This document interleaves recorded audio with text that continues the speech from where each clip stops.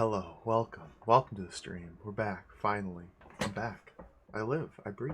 Welcome, everybody. It's time to play some games. Welcome to the stream. We're gonna return to the world of Jim Wall's gaming and play some Codename Iceman today. We played Codename Iceman completely blind last week. This game is a trip. This game is wild. This game is terrible. It's also pretty cool. But we're gonna play more Codename Iceman. We're gonna play Codename Iceman. We're gonna return to Codename Iceman because today we're gonna go for score. I missed a ton of stuff when I played this last week. We're gonna replay Codename Iceman and try and get all the points. I'm excited for this. I can't wait. Welcome to the stream, everybody. Welcome to the stream. Let me say hello. Hello, Rappy Land. Welcome. David TKI. Welcome. I take it you're not a fan of this one, David. David TKI, one of the most notable Sierra speedrunners. Big fan of SCI Zero games. Codename Iceman, though, understandably not high on his list. Doug and Meyer, welcome. Alana, welcome. Dracados, welcome. 8-Bit Tomato, welcome. Not the only one, welcome. Bob Roskaya, welcome. Neck, welcome. Who else is here? Rubber Kitty, thank you for the 20-month resub. Thank you very much. I appreciate it. Infinite Ken to you as well. Dom the Pang, welcome. Comsun, Zetsu Bear, Mail, Syllogism, welcome everybody. Selt Samuel. Rubicon, welcome. Welcome everybody. So yeah, I have spent the last few days playing Elden Ring. Of course, like 90% of people on this planet. I did, Rubber Kitty, I did beat the last boss. Holy freaking smokes. I'm not going to talk too much about it, because I know if I hadn't played it yet, I wouldn't want to hear spoilers about it. So I won't get into it, but let me just say, holy freaking smokes. It's really difficult. It's really hard. It's really hard. It's really fun too. I liked it a lot. It's really good. It's incredibly difficult. It's very large. That's about the most detail I'll get into, though. Yeah, I don't want to spoil it. I think it's good, though. I think it works very well. Just to go on a brief tangent, because like I've played those Souls games since Demon Souls, Dark Souls 1, Dark Souls 2. I've played them all. And so it's very nice to get new FromSoft Souls content that is still feels incredibly difficult going into it. The way that it felt going into those earlier games when you're still fresh to the series.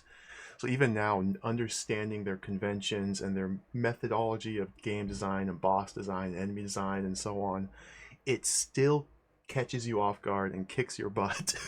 And it's still a very difficult learning curve, even for someone as experienced as I am, and for most people, which is good. I like it. It's not for everybody, for sure, because again, it's incredibly difficult. I liked it a lot. I had a good time with it. In fact, I kind of want to replay it. Talvatin, welcome. 8-Bit Tomato, welcome. Booster, welcome. Good game. Oh, man. I honestly think, and I know I haven't played it on stream at all, I honestly think Elden Ring might be one of my favorite games ever made.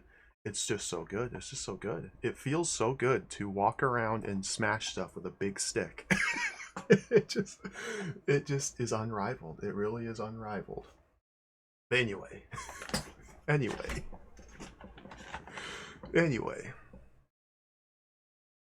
Let's play Codename Iceman. Codename Iceman. Yeah, like I mentioned earlier, we played this last week. This is an incredibly difficult Sierra point and click, Sierra adventure game. Yeah, that's understandable. You'd rather just play the main game again rather than DLC. Yeah, that's one of my big complaints about it. One of the big downsides, I would say, to the Elden Ring DLC is the fact that Elden Ring is already an incredibly massive game. Too large, I would say. It's already too big, just in the base game. So much stuff to do in that game, and now they've added this DLC, which is incredibly big. So now it's even bigger. Oh, it's too much game. It's too much game. It's too much game. A couple times, yes, Comson. A couple times. A couple times. I did think that a couple times. It's wild. Oh man. We're gonna play Codename Iceman though. Yeah, I played this last week. I missed tons and tons of things. This is a very difficult Sierra adventure game. Difficult in a very different manner when compared to Elden Ring. It's difficult because, well, one might say, and I would be inclined to agree, one might say this game is difficult because it is bad. There's a lot of puzzles that are simply very easy to miss the clues for, and so you're left as the player just fumbling around aimlessly, trying to understand what you're even supposed to be doing. And when I played it, most of the feedback I got from the game was in the form of instantly dying. So I know, okay, I walk over here and I instantly lose the game. That means I don't go that way. Let's walk over here. Oh, I instantly lost the game. Okay, let's walk over here. Oh, I survived. We must be on the right track. So, kind of probably not the intention of the developers to play the game in that manner. But that's how it ended up working out. Plus, I haven't even mentioned the submarine simulation in this. It's a little frustrating. It's a little janky. It's a little weird. It's pretty cool though. It's pretty cool. So today we're gonna go for all points. Like I said, I missed tons of stuff. We're gonna go for all score.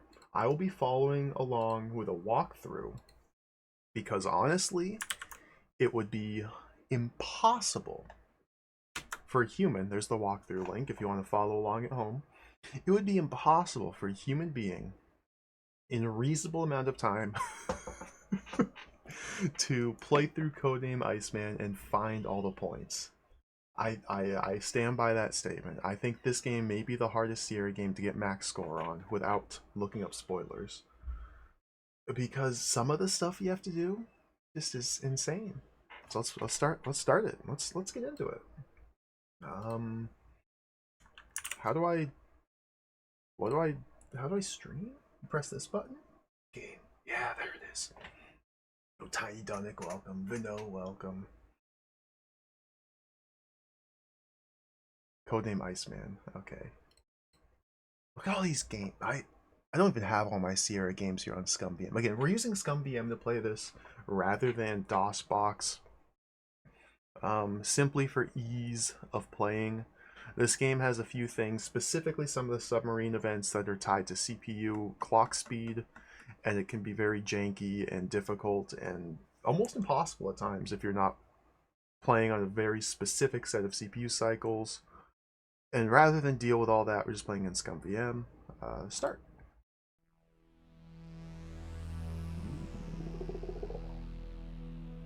I watched the speed run for this game, and they do some wild stuff.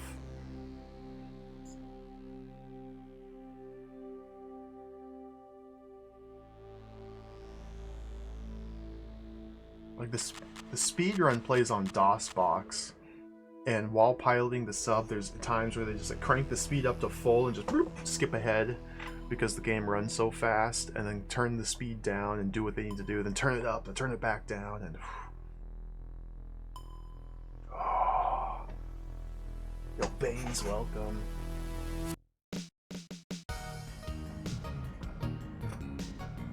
Here's our hero, Ken Williams.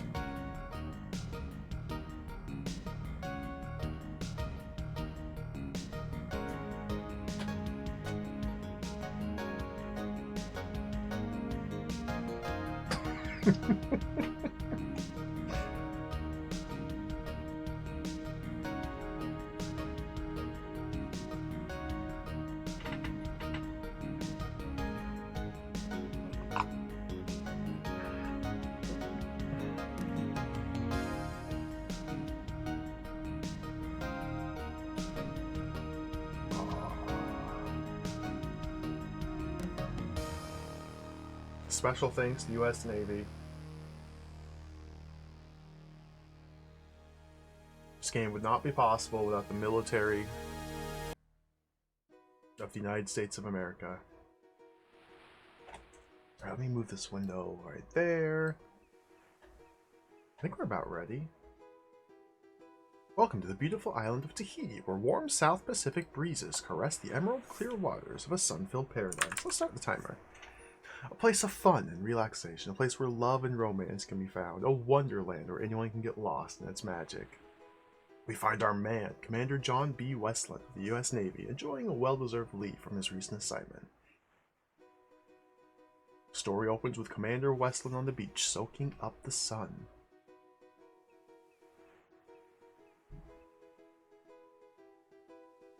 Do I still have the... I just remembered. I still have sexual themes content classification label on. Close that. I totally forgot I still had that on from freaking Golden Immortal. Alright. There are sexual themes in Codename Iceman. It definitely does have those. Alright, so here we are. So the game can be broken up into multiple chunks. Here at Chunk 1, we're on the beach. This is kind of the pre-story to the game. Look, news magazine, read the news. You read an article featuring the North African country of Tunisia because of the global oil shortage. I'm actually not going to read all the text. I already read the text on the blind playthrough. Don't need to read all the text. This gets you your story here. After reading the article, I begin to think, what a dangerous, explosive situation this could be. 1 point.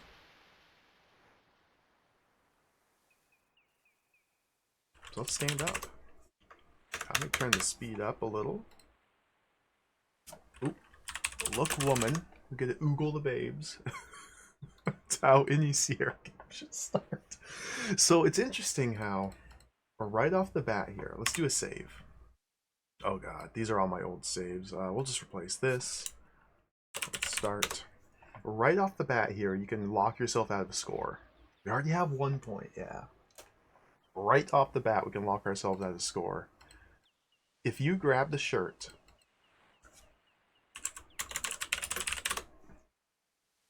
and walk over here,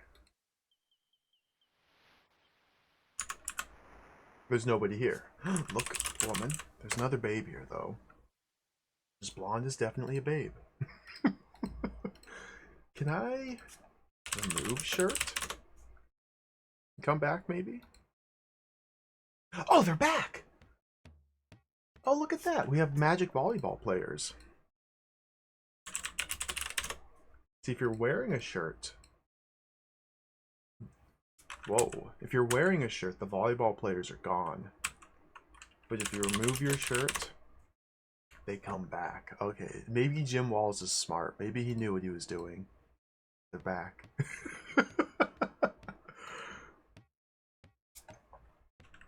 So the first thing we have to do, this is completely optional, is play.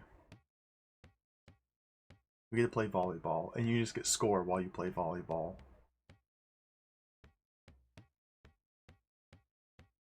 And see, this is gaming.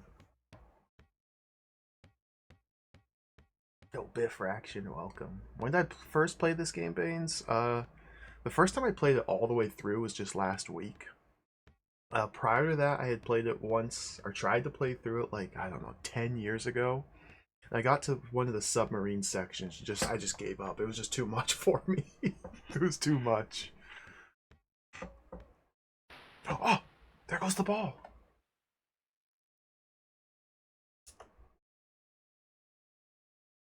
You hear calls for help.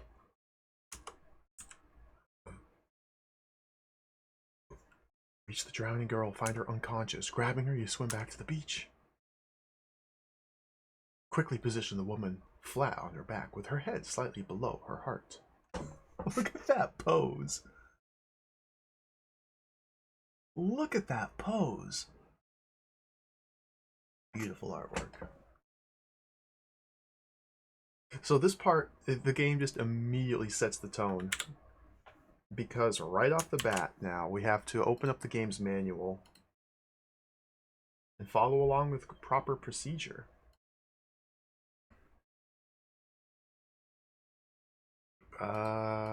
Here on page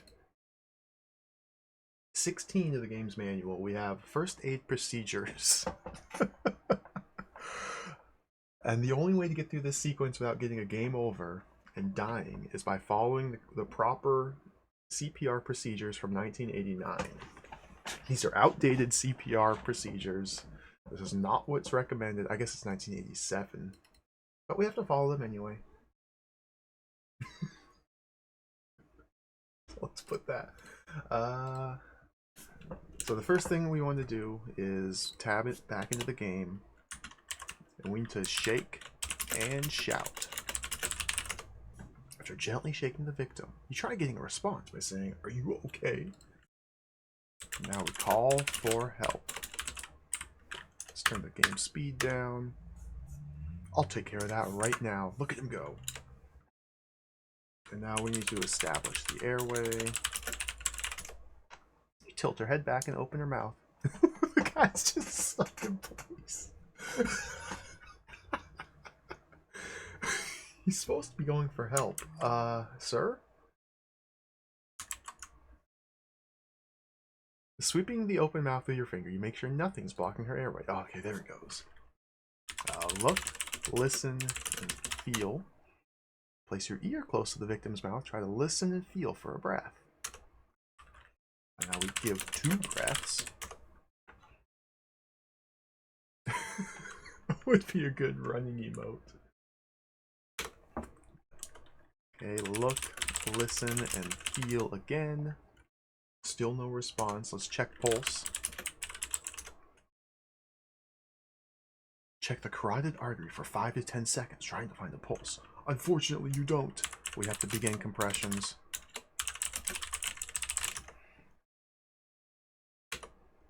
Start chest compressions at a ratio of 15 compressions to 2 breaths. You act fast, compressing the chest 1.5 to 2 inches at a rate of 80 to 1. It's...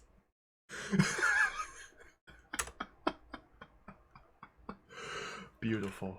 Just this, in the excitement, you think to yourself, I must check her pulse in 1 minute. Alright. This writing is so good. I like the woman just standing here watching us motionlessly. I'm excited as she starts breathing on her own to detect a faint pulse.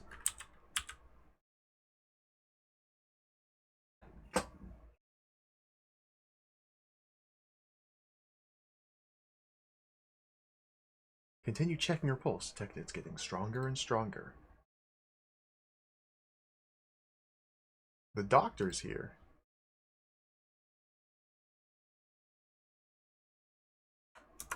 Well, sir, thanks to you, this young lady's gonna be just fine. She starts moaning and mumbling and attempting to get up. She insists on standing, so you help her up. Whoa. Although it's still... The doctor just leaves. Although still a little shook up, the young lady you just rescued thanks you for saving her life and says, it was fortunate for me that you were here and that you're a strong swimmer.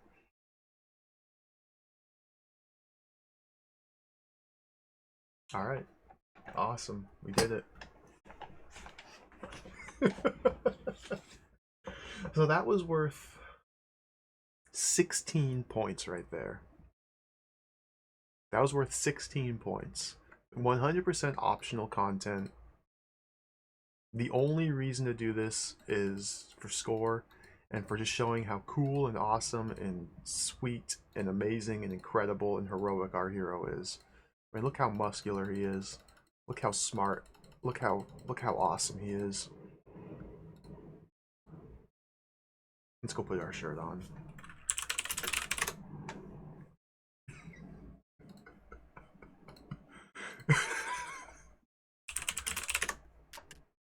And come in here.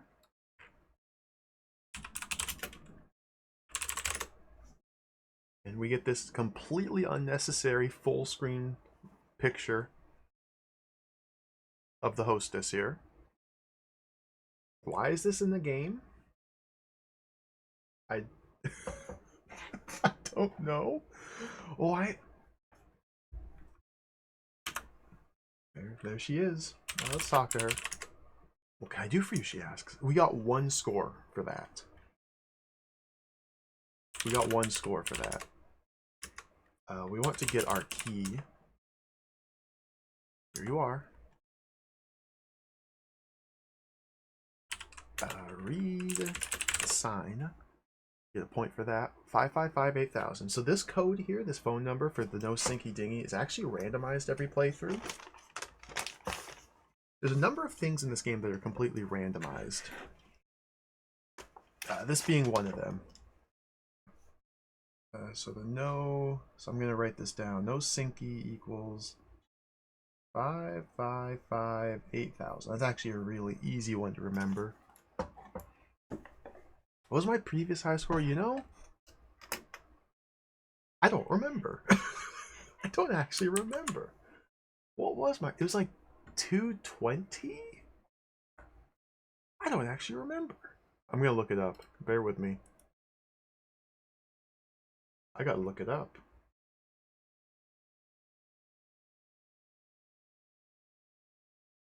What did I end up with? 238. I got 238 on my blind playthrough. 238 points. We're going for all of them, and I think we can do it because I literally have a walkthrough to help. But we got 238 last time. All right, let's go. I think we can go dancing now.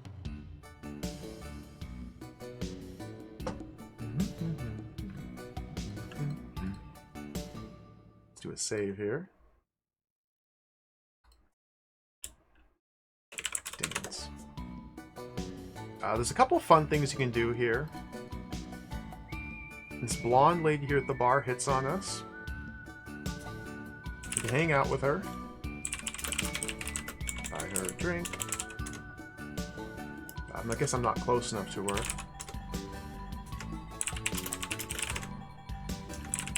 Buy a drink. Oh, okay. See, already we're running up against strange parser issues. If I tried to buy her a drink, it says I'm not close enough. I have to buy a drink for a woman to buy a drink for her. Because there's multiple different women you can talk to and try to hit up in this screen here.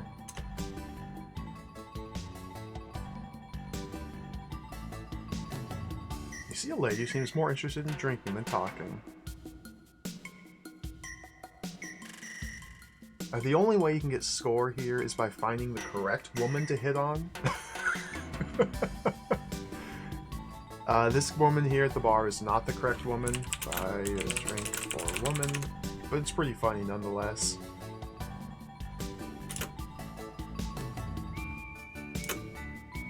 Let's just keep buying her some drinks. We're gonna be full creep here. I'm not gonna drink any of mine. We're just gonna buy her 10 drinks.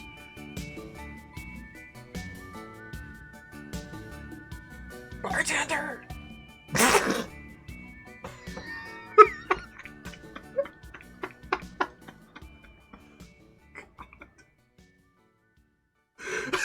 She just face plants.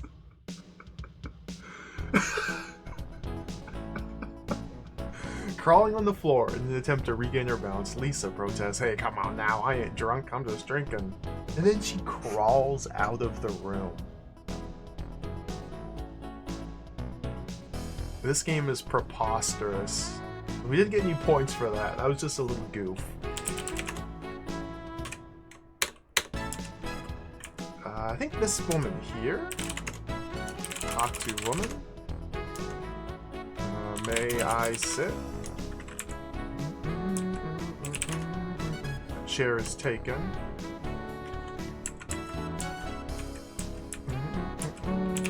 Just before your lights are turned out, the lady's husband angrily tells you, "Try picking up on this, stud."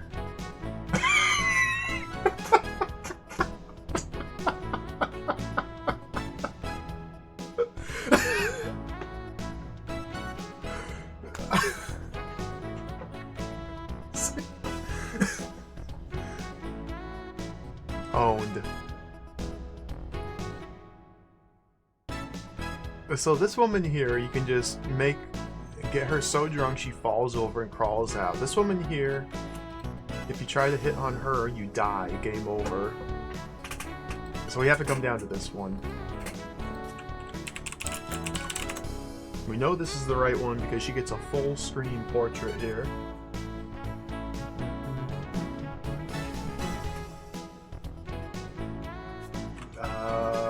Let's talk to girl. With a flutter of her eyelashes and a smile, she says hello.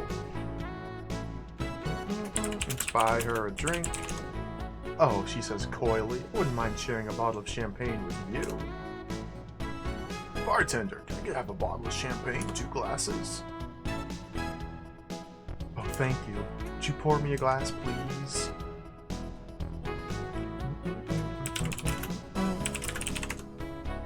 Let's dance.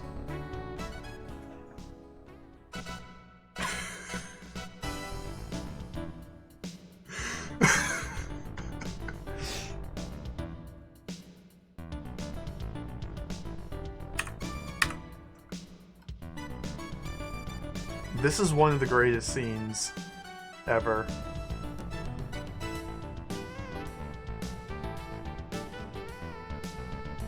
Like, why are we the only people on the dance floor? Why are his hands so tiny?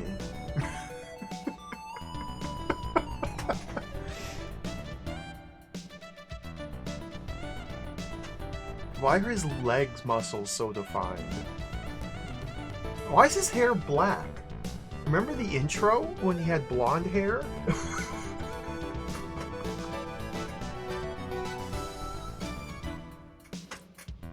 My favorite's when he lifts up his leg and does the little kicks.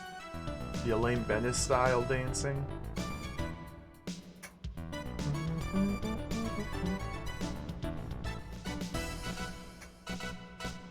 There! Yeah, there was one.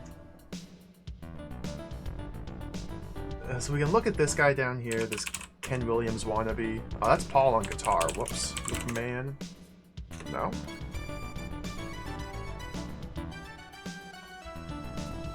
Look at that, man. This is Chris Hoyt, programmer of King's Quest IV, and now the Colonel's Bequest.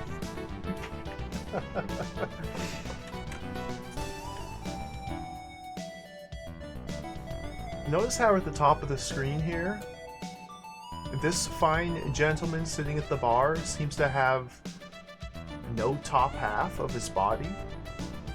Quite curious, quite odd.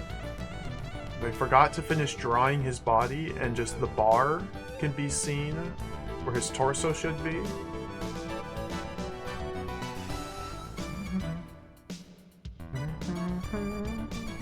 Alright, let's stop.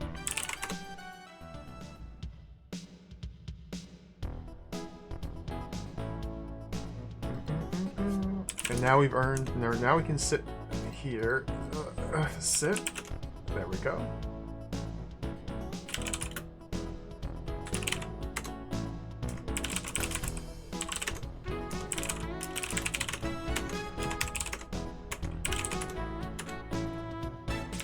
Would you like to come back to my place, she asks.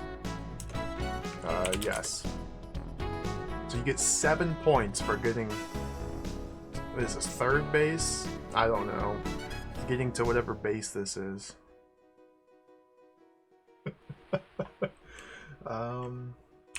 Look, woman. There she is in the cyber corridor.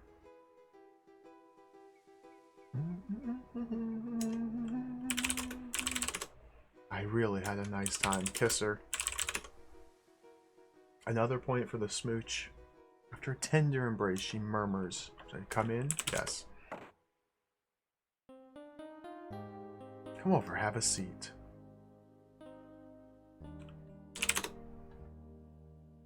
Talk. In a small voice of despair, the lovely Stacy says to you, "You know, John, this vacation's been beautiful for me, except for one thing. I lost an earring."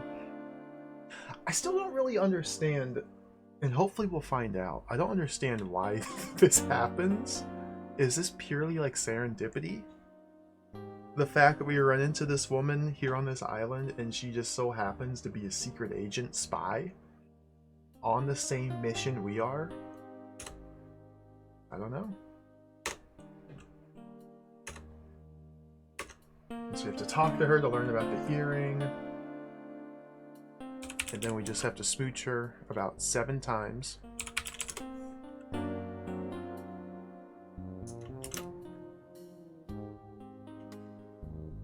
Your eyes begin to roll back into your head.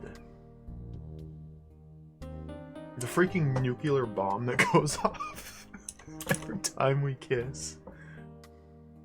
My.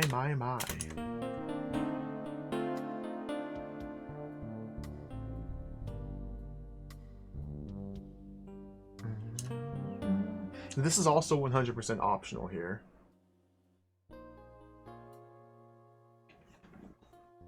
And then she abandons us, or she leaves in the morning.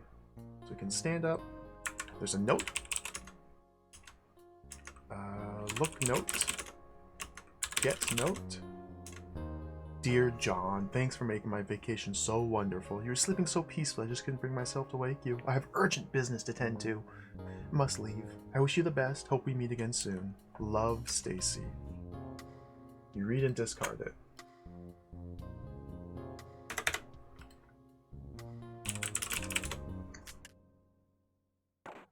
So she tells us she lost her earring.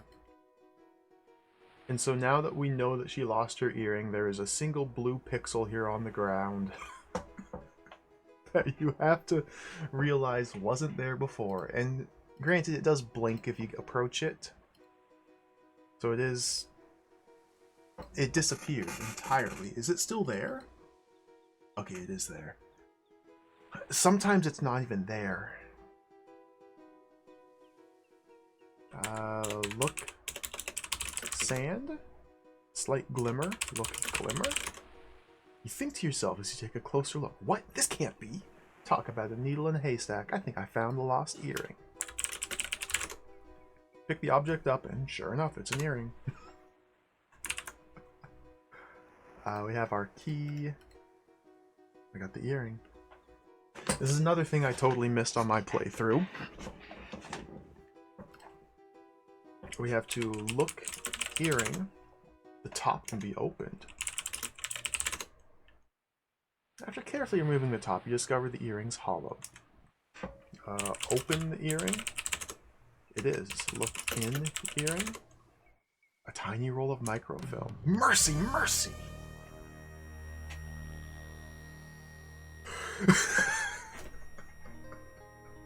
Dude, the musical singer?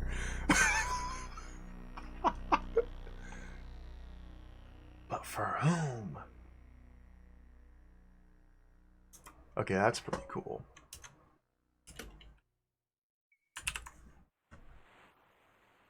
Get the microfilm.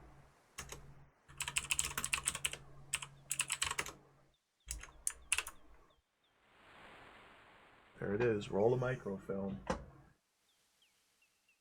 What do we have? 43 points? Okay, we're on track. Everything's working out, Millhouse. Let's move on. Whoops, I clicked out of the game screen. Control M. There we go. Oh, I gotta ask one of these women for a date.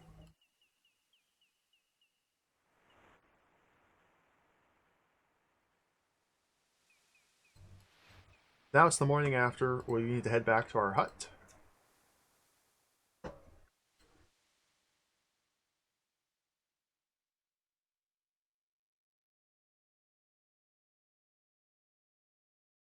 Which is this one right here. We look. This is the door to your hut. Open the door. Here we have a few things to do. Open the closet. Look in closet. Look in clothes. Look in pocket. Get book. Read book. Get an address book. Poor Gigi Baloney. We never get to call her. Gigi Baloney, 3 stars. We never get to call her or see her or talk to her. It's just fake. It doesn't actually exist. We get General Braxton's number, though. Let me write this down. I think Braxton's number is not random, just the no sinky dingy is. So it's kind of strange just which specifics they choose to randomize.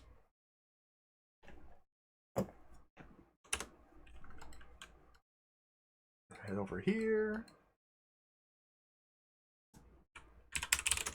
The nightstand. Open the drawer. Look in drawer. ID card and change. Get card. Get change. Look card.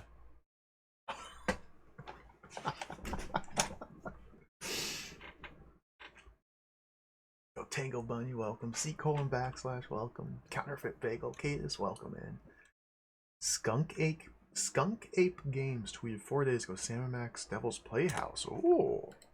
I only played the first Salmon Max game, the original. I never played any of the later ones. I should give them a try one of these days. Oh!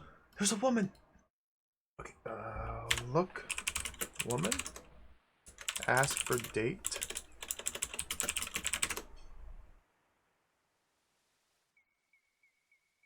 June 27, 1944.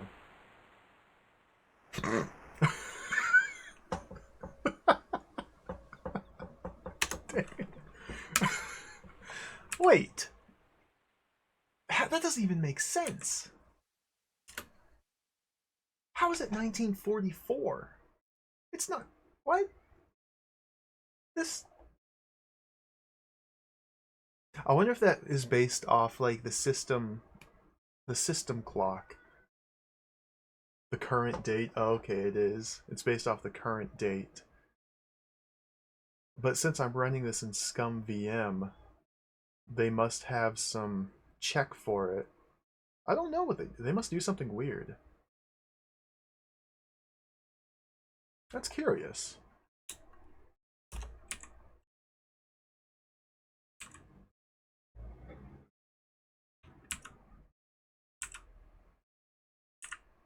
Oops, turn off numlock. Now that we have money, we can come over here and buy the times. You learn that the Cold War between the USSR and the United States is beginning to heat up. Blah, blah, blah, blah, blah, blah, blah. $10 million in ransom. $10 million.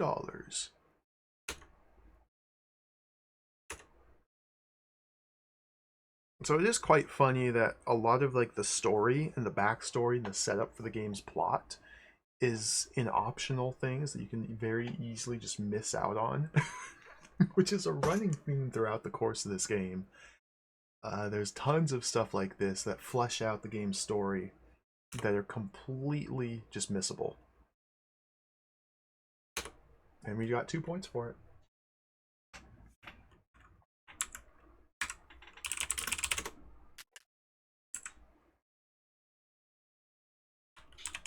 Oh, Mr. Westland, I have an urgent message for you. It's from a General Braxton. Let's get the message. Call immediately. You read and discard it. Alright, so now we have to call.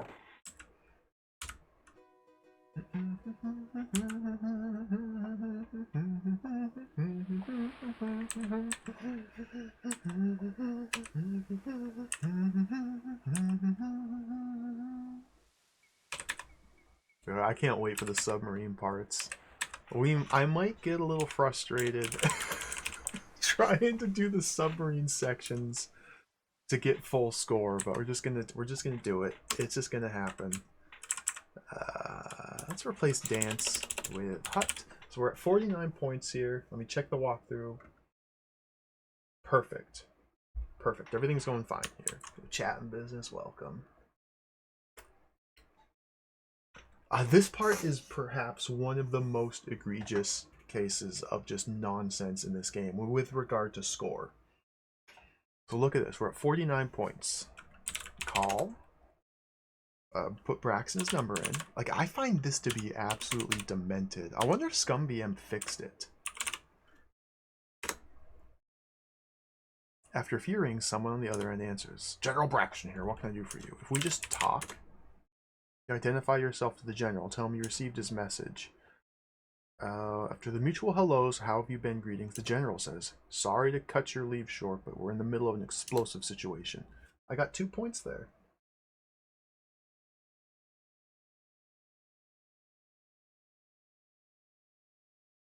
Okay, ScumVM fixes this. Apparently this is a bug in the original version of the game on DOSBox. One thing that ScumVM does, and some people disagree with it, I think it's fine, is they fix like script errors in old Sierra games. So if we're playing this in DOSBox, if we're playing this on a DOS computer, if we're playing this off the original discs, you have to specifically type talk man to get points for this action. Talk still progresses the game, and we get the dialogue and everything's fine, but we don't get any score. You have to specifically type talk man for score. It looks like ScumVM fixes that oversight. So we did get the points for just typing talk. I need you here in Washington as soon as possible. Report to the maximum security briefing room. Click. Somebody says the word click. Let's call again. We need our no sinky dingy.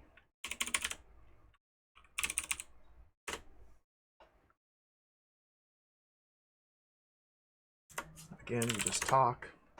You advise the person of your location that you need transportation to the airport. Click. Alright, let's get out of here. So we don't have to like check out of our hotel. We don't need to get our clothes or anything like that. Our belongings just leave in the closet. Our key. Yeah, that's also possible. Sierra games, they have multiple revisions. Next stop, the BD airport.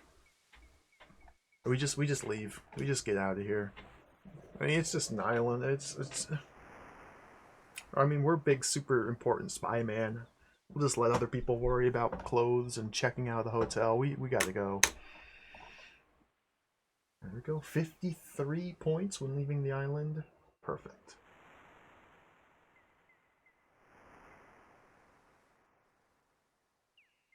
There we go. 1/6 the way through the game.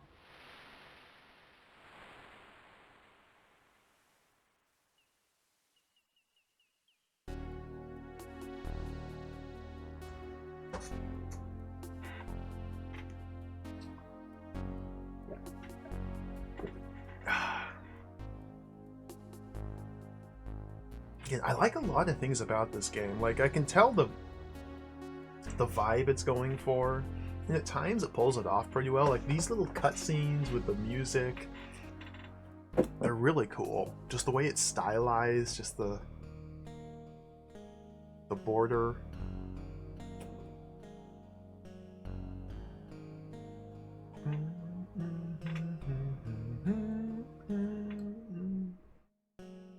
We still have our microfilm, ID card, black book, and earring.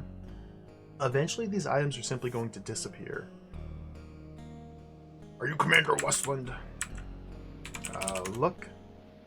Although a little worn, these tires should be alright for a while, unless this is the limo for the Sierra Company Christmas party. We got more jokes, more in-jokes here.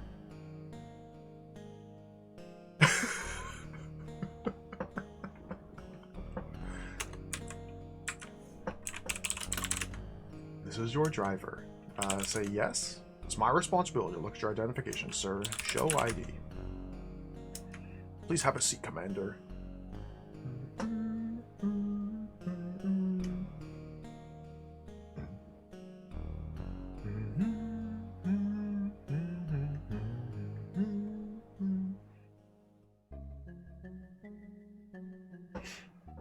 Yeah, too much time is spent in the sub, but that's 100% like the game's biggest problem.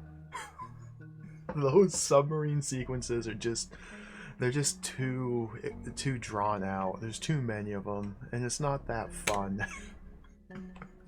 But everything like pre-sub and post-sub is really cool, and some of the stuff on the sub is quite fun too. Like just the sheer audacity of the game to force the player to go through the tedium of replacing the cylinder and like machining your own and measuring it and finding all the different nuts and like It's so trivial and mundane that I find it completely hilarious that it's like an actual puzzle in the game. What do we do here? We just show our ID. Thank you very much, Commander. You've been expected. Please pass through.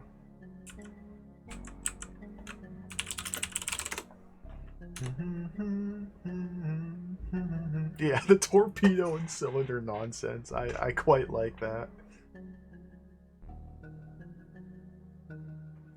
Got this jabroni.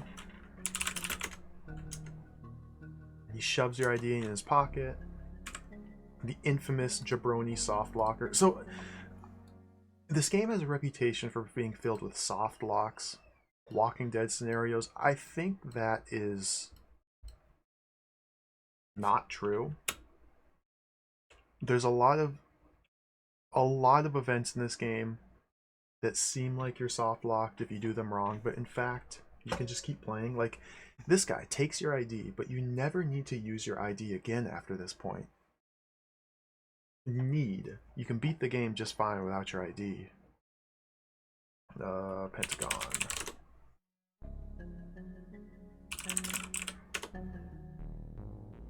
Okay, now we get our mission briefing.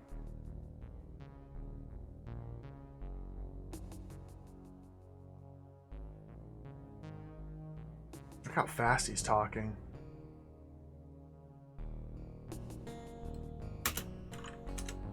Have a seat, John. Okay, hit enter.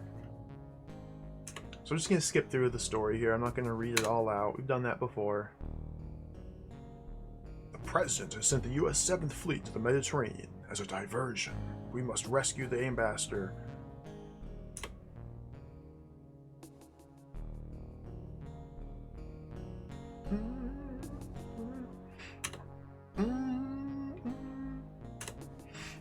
Temporarily assigned a nuclear attack submarine, USS Blackhawk.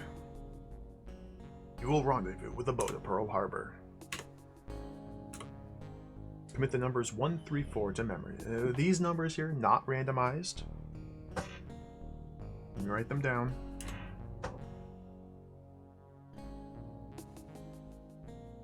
So far, all of the stuff we've done to this point in the game are things that I figured out while playing it myself. It's not until we get onto the submarine that things start to get a little bit more unhinged or difficult to discover. I guess I never opened the earring. I got the earring, but never thought to open it. Because why would you think to open an earring?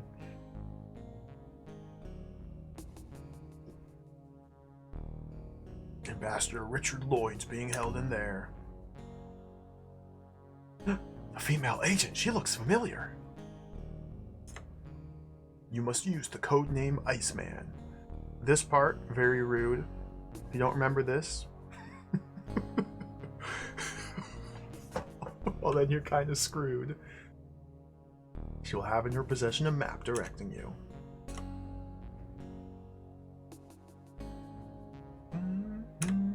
Next slide. Oh, look at the submarine. What separates this attack sub from the others is a device called the Electronic Noise Cancellation Transducer.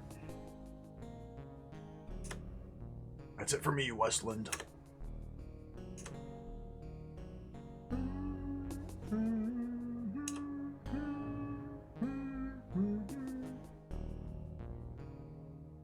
One final thing. It'd be necessary for you to be checked out on a few of the control room systems while aboard the Blackhawk. The system's qualification will entitle you to earn your gold dolphins.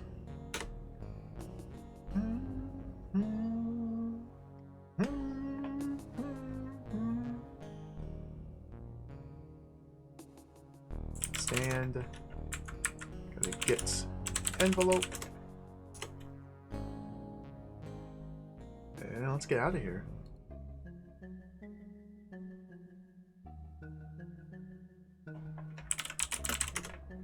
Cars where you can get ID, look ID, Major General Marcus J. Hood, show ID.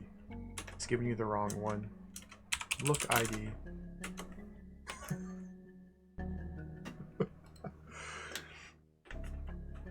Press button. are 59. The fake out, I know, that's so funny. It is quite cruel, but again, it doesn't lock you out of anything. Like, you can still beat the game without getting your ID.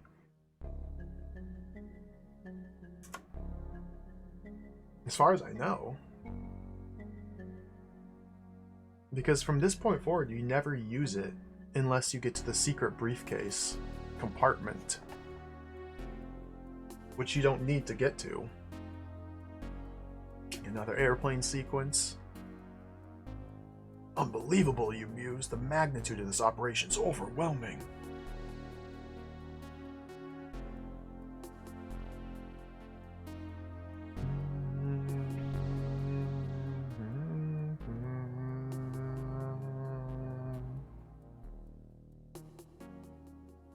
The president will not back down on his promise to punish the perpetrators of this dastardly deed.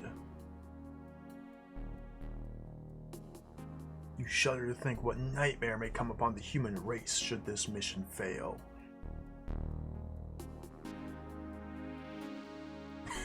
You carefully review the orders.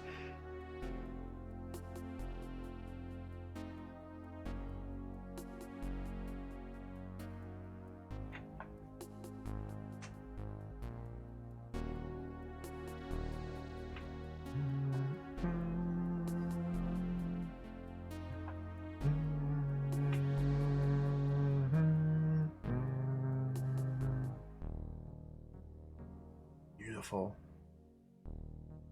This entire scene is used one time. This full screen image of Pearl Harbor Airport. We're in Hawaii. You never get to see this again. You can't even walk around and look. All you can do here, literally all you can do here, is talk. Say yes. Show orders. Alright. That's it. I wonder how long it took them to draw that scene.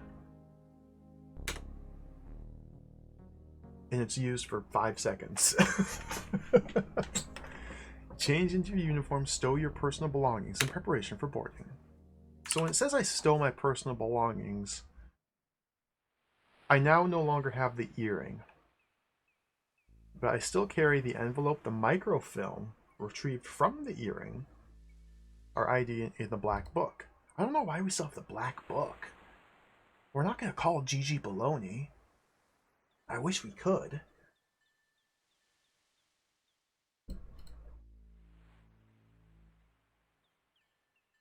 Alright, let's save. We can do a new save here. Nonsense. Let's replace this with sub boarding.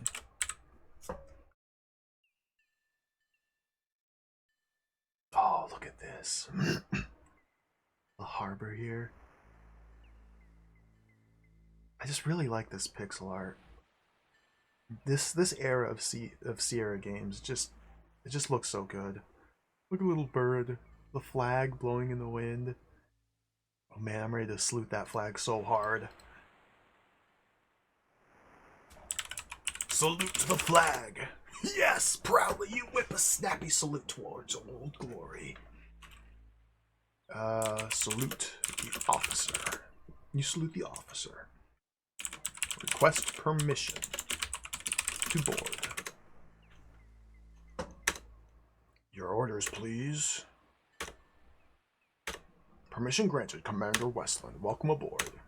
The captain's expecting you. You get 3 extra points for following proper military procedure.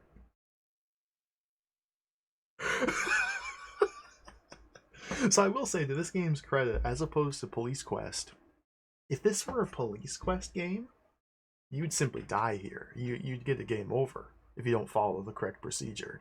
This game still allows you to continue playing.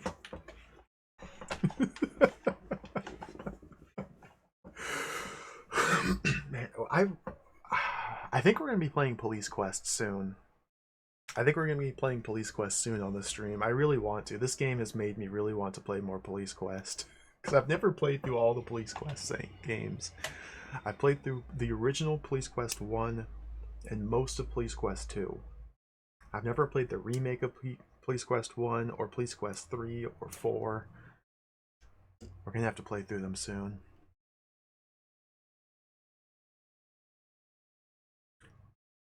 I'm not too interested in SWAT, to be quite frank, but Police Quest 1 through 4. I know 4 is the outlier because, yeah, Jim Walls was not involved in Police Quest 4. They brought in Daryl Gates of the LAPD.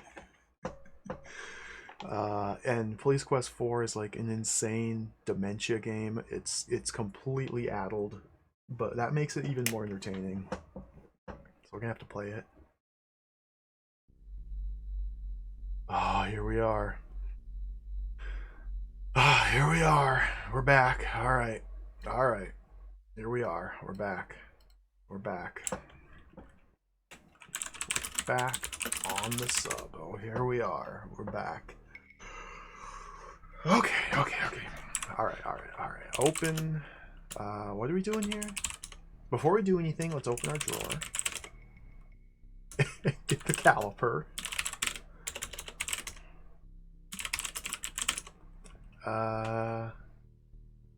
There's the bookshelf.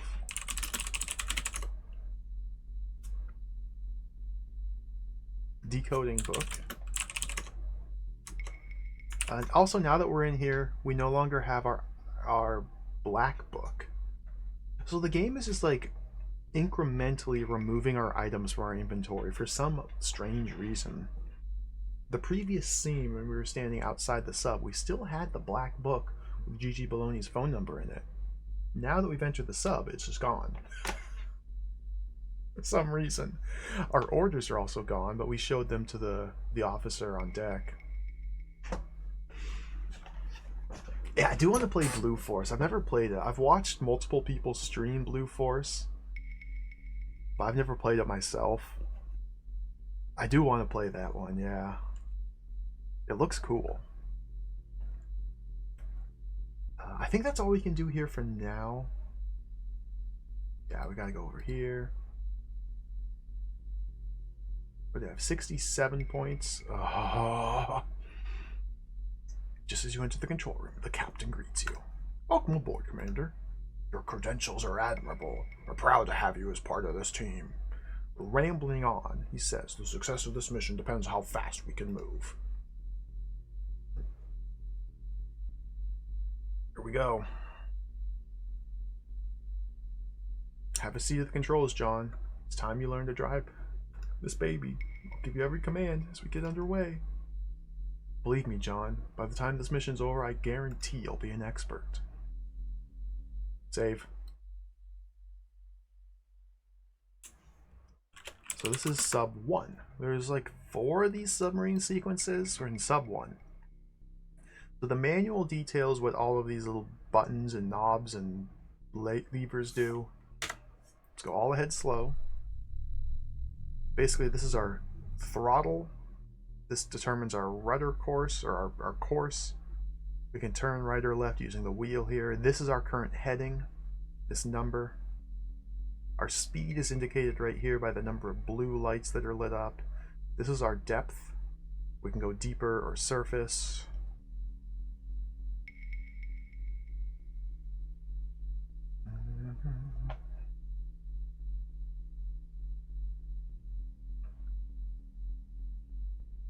And this is just a little warm-up tutorial. We're going to set our heading to 180 degrees.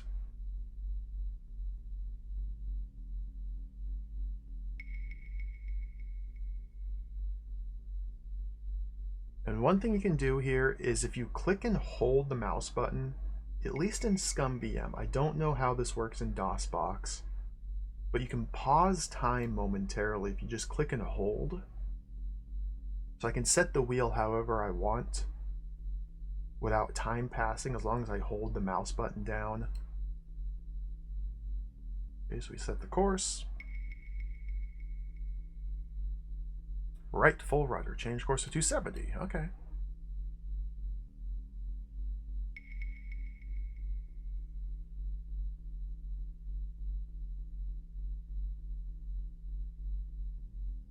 This little compass needle here can also be used to determine your heading, but The degrees here is always works as well.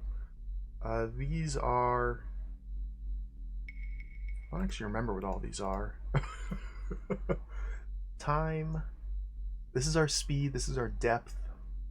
This is the temperature. I don't remember what this one is. And this is our latitude and longitude. Hold her steady. 270. Hold her steady.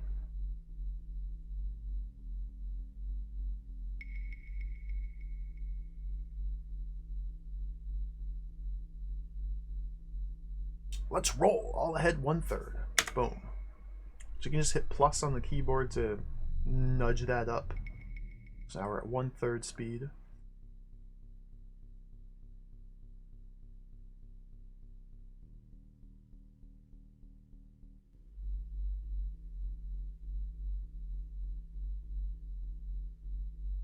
Prepare for dive sequence. Acknowledge green board. So now we need to first close the hatch, because if you read the manual, you know that these lights over here indicate hatches on the submarine. So one of the hatches is closed, and basically you're meant to discover that this hatch needs to be closed by dying to it, because right now if we were to dive the submarine underwater with a hatch open, we'd just game over. It's a little bit unintuitive that to close the hatch, you simply type the close hatch. Like, there's no button to press. You just yell the words close hatch, and you use the PA system to order the hatches closed. Okay, now we say acknowledge green board. I don't know what that means. Acknowledge green board. Prepare for dive sequence. I just did. That's right, Johnny. Acknowledge green board. Oh. Green board acknowledge. Acknowledged. Dive, dive, dive. Rig planes for 10 degrees. So we go down.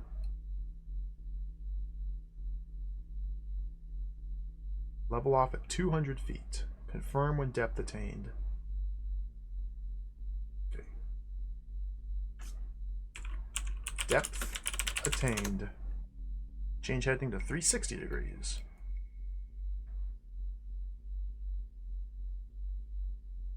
What?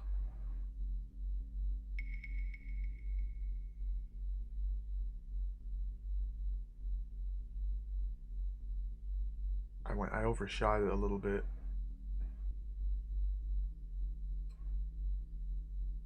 There.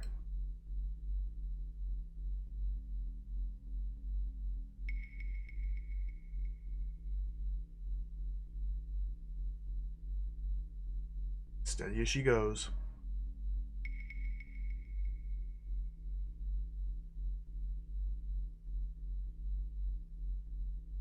Okay, Westland, let's blow this puppy out. Take her on a speed run. All ahead full. Hold on to your jock straps.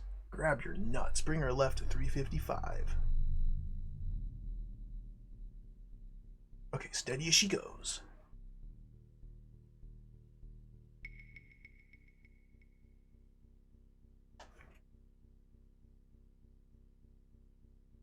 We should get 5 points at the end of this.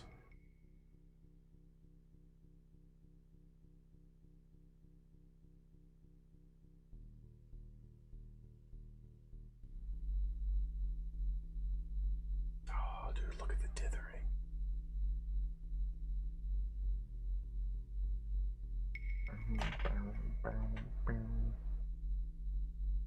I know it's barely audible, but there's like this ambient submarine noise in the background, which is cool.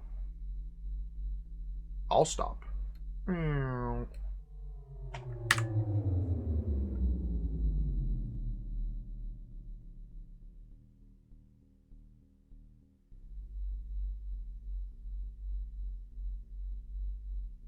We've arrived at our first waypoint.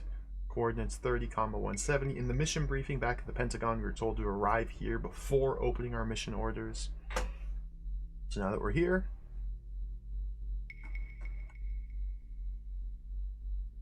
Captain taps you on the shoulder, says, "Meet me in my quarters, Westland. It's time to open that briefcase." save in case I screw this up. We'll just do W by P save. Stand. Okay, if you stand at the wrong time, you often just die. So this part here stumped me in my casual playthrough. The captain walks across the room and says, "Just a second, John, while I get the briefcase out of the safe." Captain speaks to you and says, "Okay, John, tell me your half of the combination." Oh, it's 134. This part completely stumped me. XXX. As struggle as I might, I could not figure out how to get back to this briefcase. So we can look briefcase. Something looks odd about the top section of the briefcase. Looking closer, you can definitely tell there's a second compartment in the top section of the briefcase. Like, I couldn't figure this out for the life of me. What you have to do is you don't get into the briefcase now. You just simply ask for a combination. Oh yes, John, I'm glad you reminded me. You just have to ask him what the combination to the safe is. You just ask. You just use your words. You just talk. You just communicate like a normal human being. It's just so unexpected to solve this puzzle like a normal person. 2, 3, 4, 4, 8, 8, 0, 3. And the first half, the briefcase combination is 762. Our half is 134. Yeah. And so now we can come back here later and open the safe ourselves, get the briefcase, and open the secret compartment. That's rude. They got me good with that one. Look in briefcase. It's empty, it says, but it's not empty. Get envelope. Contents are a chart and a set of orders. Read chart. Oh, look at this. Ooh. That's our course. Look at the world map. What is going on down here? Like, what happened to Australia? Where's China? What happened to China? Why is it just a big puddle of water where China is? What? What? Where's China?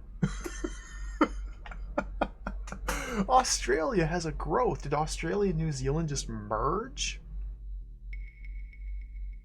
Look how big Alaska is. I think that's correct. That's the scale. South America looking a little worse for wear as well. Japan, gone.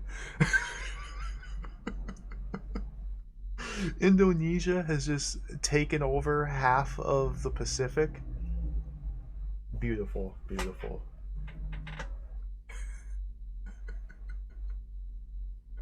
Beautiful. Read orders. Commit the following orders to memory before destroying them.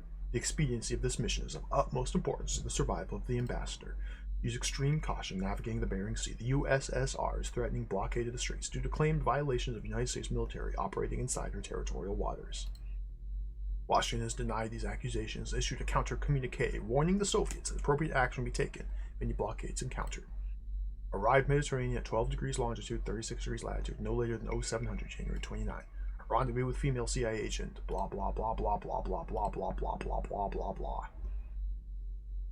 The route you must follow include the following areas: Bering Sea, Bering Straits, Arctic Ocean, Greenland Sea, Denmark Strait, between Greenland and Iceland. Proceed south through North Atlantic. Blah blah blah blah. From time to time, you'll receive additional orders by radio. Good luck and Godspeed. Well, Captain Jonathan Hawkins says, looks like the fat's in the fire. Let's shove off and get back to work. Give me those orders. Westland, make sure you figure out the coordinates of our proposed route and enter them into the computerized charts table. Alright. Can we open safe and do this right now?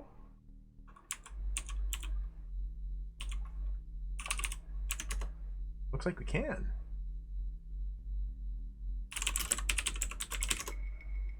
Uh, 762 134. So this is the part that basically is the whole reason why I'm replaying this. The score is interesting. I want to do the score stuff. To the captain! Well, son, if you're confused over what I just said, just follow me. I'll lead you back to the control room. Get out of here, man! If you're not willing to do the job you were assigned to, the captain says with disgust, I guess we'll have to find someone else. Game over. What a wimp.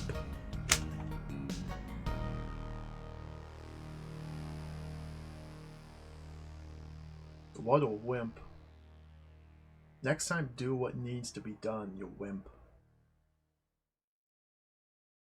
I'm just too wimpy. I'm not cut out for this. Alright. What a wimp. Oh, the game's soft locked. Oh dear. Now the real Codename Iceman begins.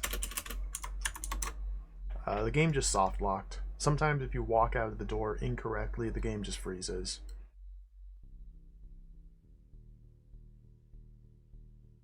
Okay, that time it worked.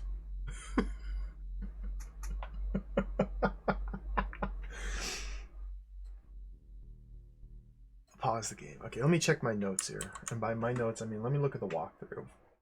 We're at 78 points. So first things first, we have to input the coordinates. It's almost certainly a ScumVM error in this instance with the soft lock walking to the door, because ScumVM has a different pathfinding algorithm. So when you click someplace to move, it calculates that path differently on ScumVM as opposed to the original Sierra interpreter. Because at the time ScumVM was made, Sierra had a patent on their pathfinding algorithm that they wrote. And so when ScumVM was being made, they couldn't just do the exact same re-implementation. They had to come up with their own. And so it causes little edge cases like that to be buggy. So yeah, we have to enter our combination. Or we have to plot the course here. I'm just going to use these numbers directly from the walkthrough here. So let's look at the map. So you're supposed to use the included map with the game as a separate document to chart your course. And you get score based on how close your course that you plot is to the optimal course. I'm just going to write down these numbers that the game or that this walkthrough says. So we're at 3170. So the next one we go to is 72 north.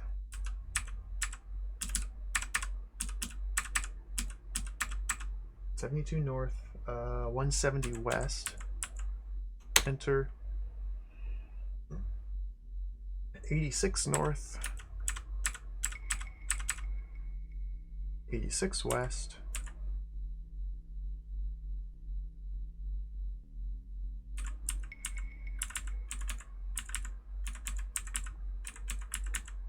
Come on. Come on. Come on. Come on. Come on. Come on. Come on. 86. Come on. Come on. Come on. 86 west. Okay. 83 north, 2 west.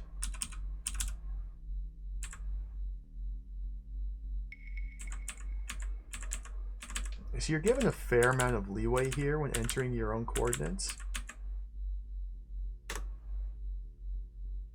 But again, you can only get the best score, yeah, if you have an appropriately plotted course here. 65 north. And 23 west.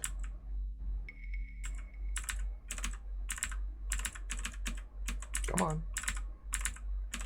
You can't just type numbers in either. You have to use the arrow keys. There we go.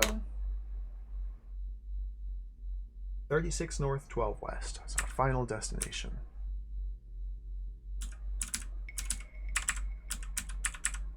Come on. Come on. Come on. Come on. Come on. Come on. Dude, come on. There we go. 36 north, 12 west. Owned. You've input the maximum number of waypoints. Your course has a maximum deviation of 50 nautical miles from the optimal course. Is that good? We got 10 points. Okay.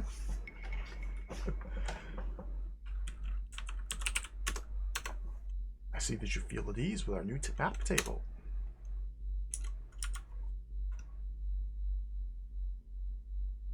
Am I supposed to be able to walk?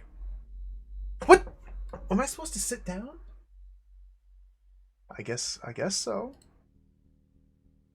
Okay. Yeah, we're good. Everything's fine. All ahead 2/3.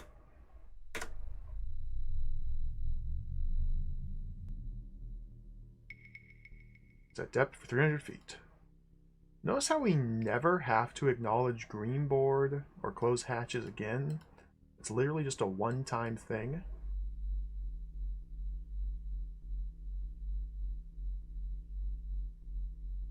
I'm gonna go down. Oh. Depth attained.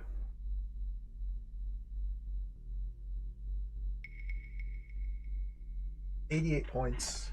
Perfect. Sonar contact. Sonar contact. Sonar contact.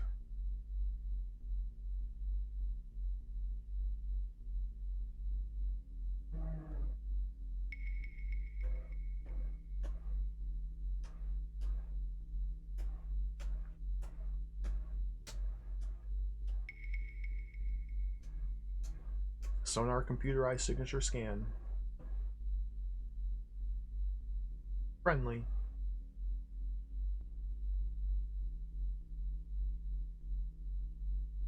French frigate. I'll just sit here and watch.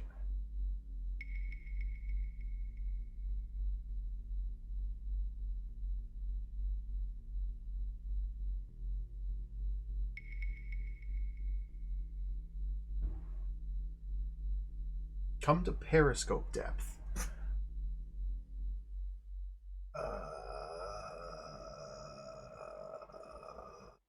Come to periscope depth. So now we go to throttle 1/3 set depth. Periscope depth is 70. Watch your pitch. Oh, dude. Okay. Ascend.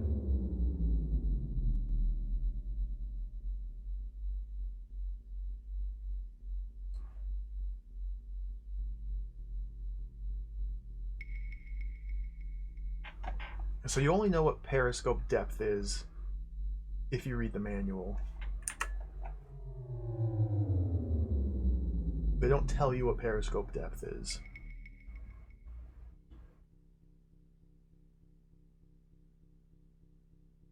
Radio standing by with coded messages. Okay, we might be done. Okay, whew. 1 point. Get messages. Coded message from Washington. Code keys are, these are randomized, so you have to write them all down. FH ED FFEH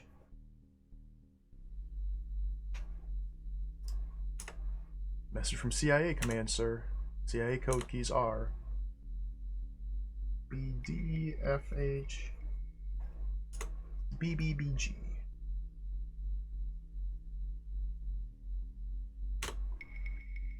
Okay.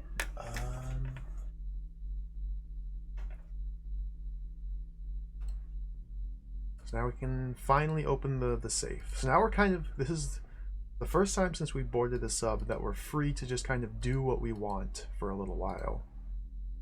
So first things first, we gotta open the safe here at the captain's office.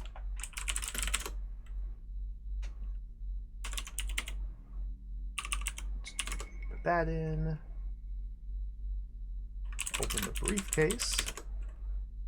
762. 134.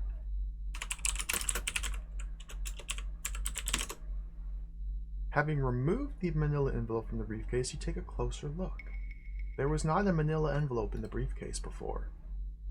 Think to yourself, something looks odd about the top section. You can definitely tell there's a second compartment. I can just figure out how to get into it. Look in slot. There's like a little slot there. You have to put card in slot. Taking the ID card from your pocket, you insert it into the slot. The top compartment of the briefcase is a viewer used to magnify microfilm so that it's readable. Insert microfilm. CIA decoding offsets to Washington codes by branch. A equals -2. What does this, what?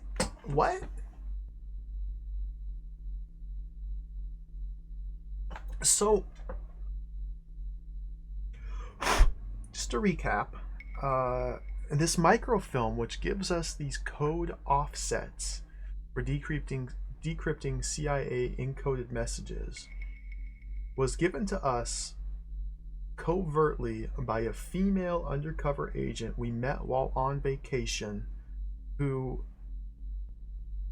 didn't directly tell us about this. She instead hooked up with us at a bar. We slept together, and the morning after, we went searching for her missing earring, which happened to have the microfilm in it, which tells us about the CIA decoding offsets. Like, what? What world of reality does this sort of thing happen? Was that her mission? Was she on a mission in Tahiti before we were even given our orders and given our mission? While we're on vacation, was she sent on a mission to hook up with us undercover and just surreptitiously leave her earring behind and try and like obliquely lead us towards it to give us these codes to help us? Is this just complete happenstance that we happen to find? Like, what? It doesn't make any sense. No, Kagarada, welcome. But we got it.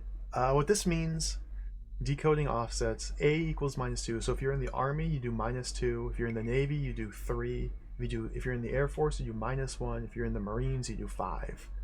So Navy, we're in the US Navy, so we have 3. Offset is 3. That's all we get. That's all we get. Offset 3. What does that 3? Yeah, the CIA expected us to have this information to decode it somehow. Because they're sending us messages. It's just, I guess I'm not spy pilled. I guess I'm not US Marine or US military pilled enough to understand why this would happen this way. But here we are. I think we're done here. Let me check my notes here. Close case, yeah. You pocket your ID card after it emerges from the viewer. Insane game. So now we can head back to our room, though. And it doesn't even tell us what to do with 3. Offset 3. What does offset 3 mean? If you have the wrong idea, yeah, you cannot access this whatsoever if you don't have the correct ID. And remember, the guard gives you the wrong ID first. However, you don't need these CIA codes at all to beat the game. I didn't have these when I beat the game. I never had these. Oh, look, the map. It's the same map. It's the same jacked up map. So this is, technically speaking, not required information. Dark Respite, welcome. Enjoy your fives. We need to open our book. Here's the code book. So first things first, let's decode the Washington message. FHED, this equals, this translates to 15-2-4,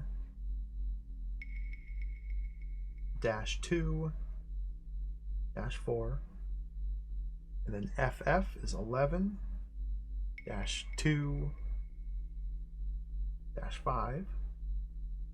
and the CIA code was BD. BD is 84.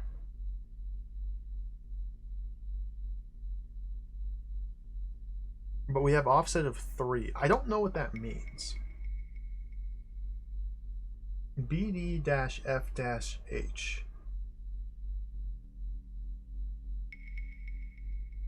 Offset 3. Wait, what? Because BD translates to 84. F is 1. H is 5.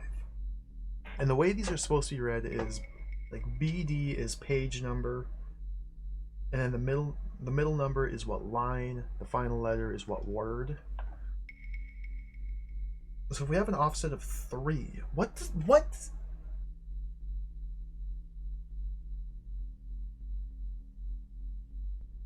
Add 3 to the CIA codes is all it says. We're supposed to add 3. 87? What? I'm so confused.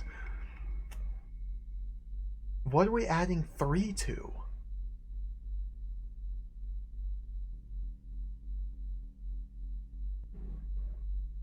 Huh?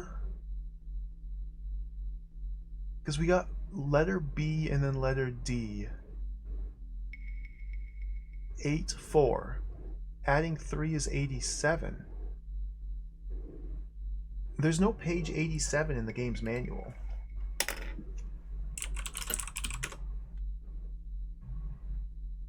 Does each letter get 3 added to it?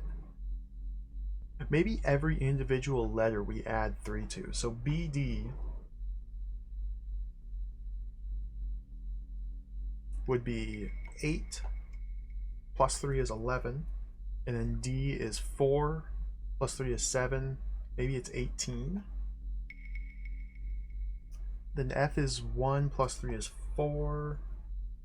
And then H is 5 plus 3 is 8. Then BB would be 11, 11 would be 22. 11, 6, maybe? Yeah, let's look at the manual to see if these are actually valid numbers or not. I don't really know what I'm doing here.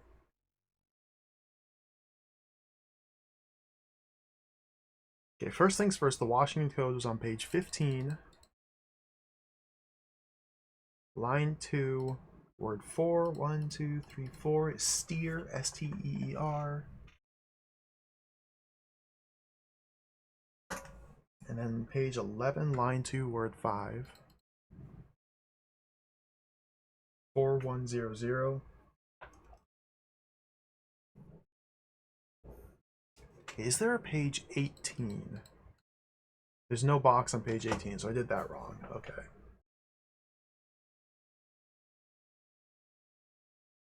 Oh, you think each letter you add 3. So like B is the second letter of the alphabet, so it'd be C, D, then E. That could be, that could be, that could be. So if we open book. So that changes it so that BD is instead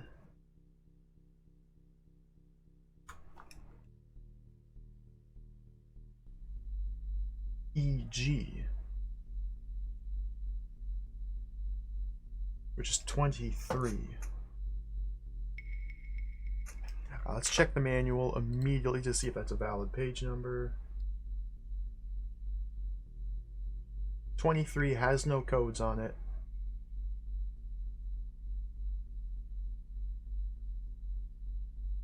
Because we're looking for these red boxes here.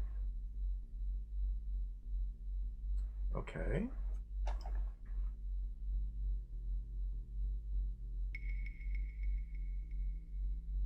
What?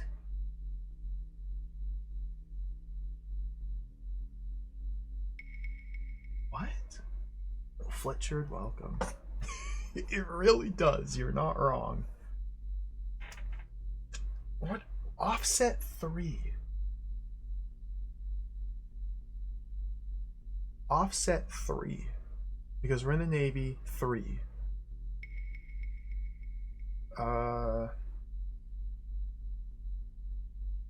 We can't re-look at them, Cadus.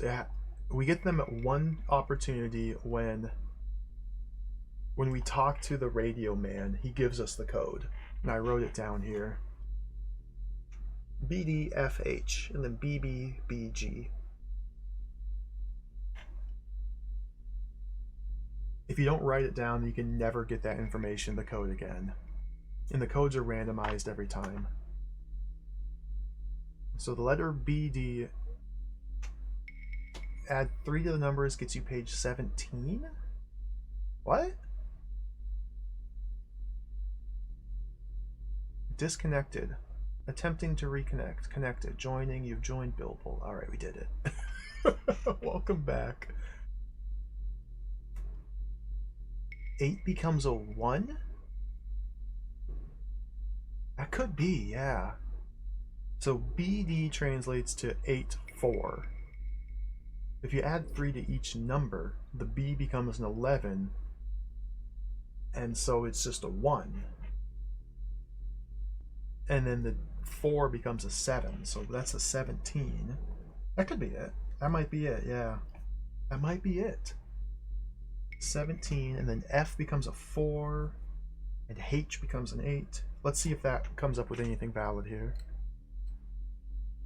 Page 17, right there. Line 4, 1, 2, 3, 4, word 8. 5, 6, 7, 8 is ocean.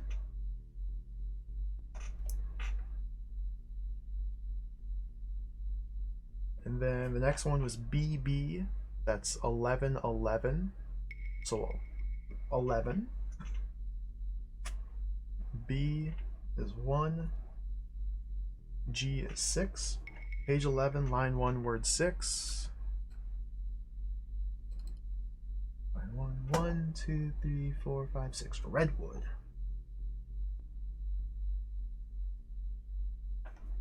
Done it. I think that's it. I think that's it. Okay. Use computer.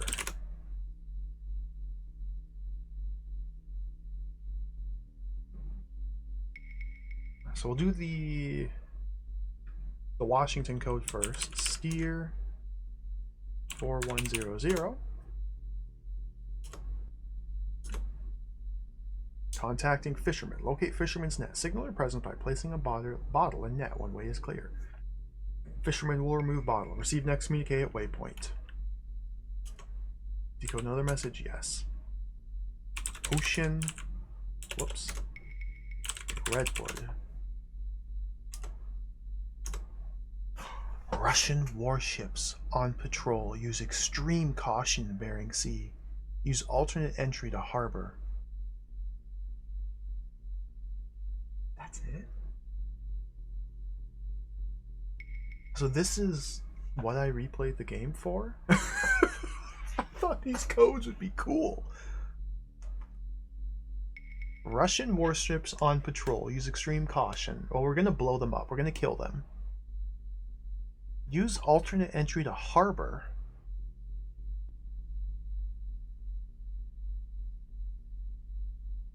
So these seem to be like completely different. Like the first 3 lines are about the Russian warships. Use caution. And then use alternate entry to harbor. That must be for when we finally get to the Mediterranean and are doing the scuba diving section. I guess? Alternate entry to harbor? Okay. Got score. 99 points.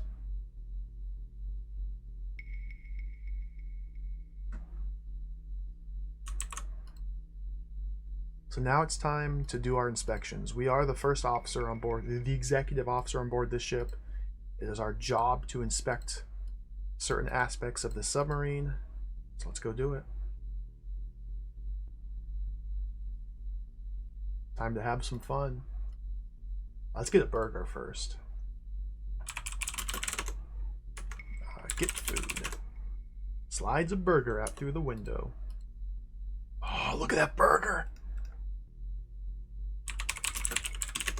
You see nothing special. Take burger. Take burger. One per customer, please. Just eat burger. Consume the burger in record time. Whoop, gone.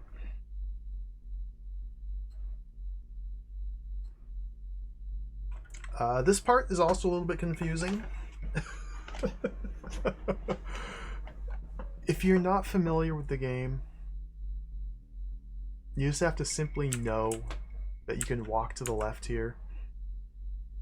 It's kind of unclear that that's a path, but that's a path. You can just go through that path.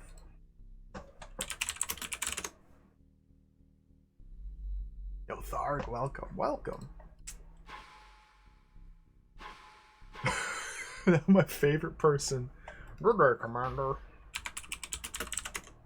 Chief Petty Officer Jacob Flanagan. This guy's got the... Is this the same guy we played dice with?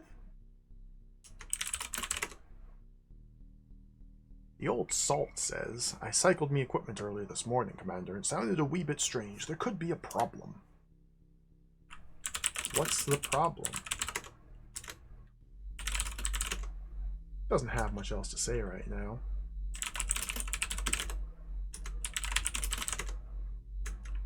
I can't salute him.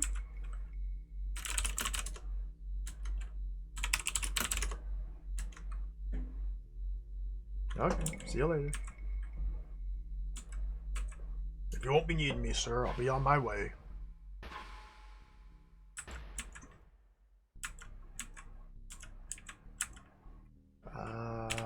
We need to push the button here. Cycle the equipment to make sure everything works.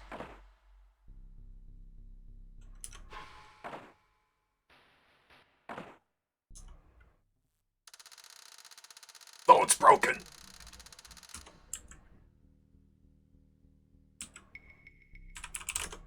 The harpoon delivers its destructive payload through the air at subsonic speeds. What the heck do I do here? Okay, we need to inspect the conveyor.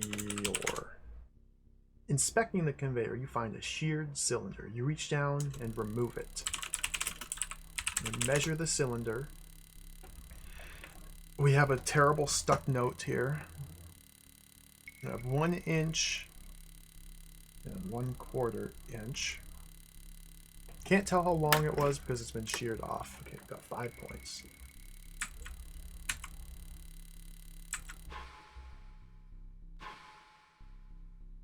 Whew, thank goodness, my ears.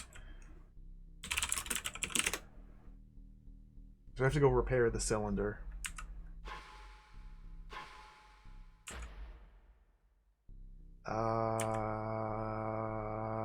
Okay, here, open cabinet. You see bins with various sized metal cylinders, bolts, washers, nuts, and cotter pins. We want to get cylinder. And we don't know how long the cylinder is that we're replacing, so we just get the longest one available.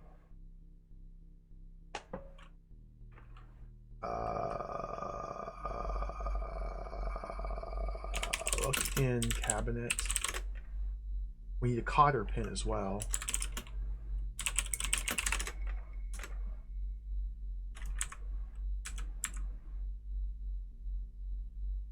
Now we have to use all these machines. The grinder, so we need to grind cylinder. Use grinder. There we go.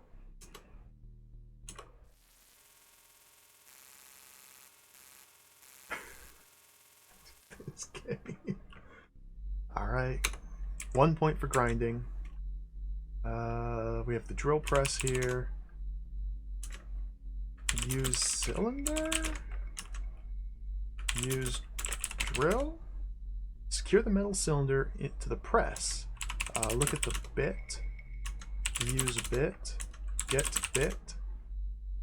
We need to drill a hole for the cotter pin, which is 1/4 inch.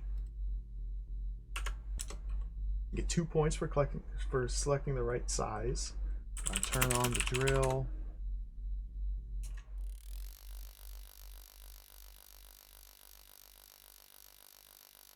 It is so funny that you have to do this. This might be one of my favorite Sierra puzzles. It's just... No! No! Don't go! No! No! No! No! No! No! Don't pick any up.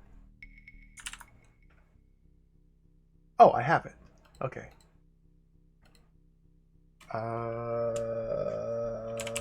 We have to use the lathe here.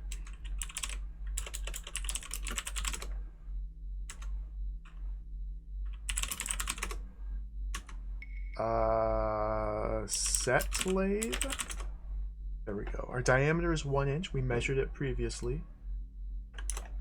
Turn on lathe.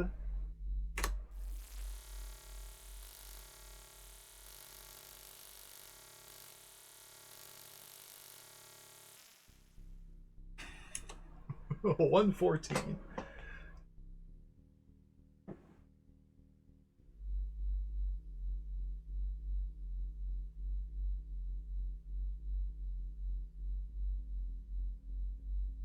Wait, we have to...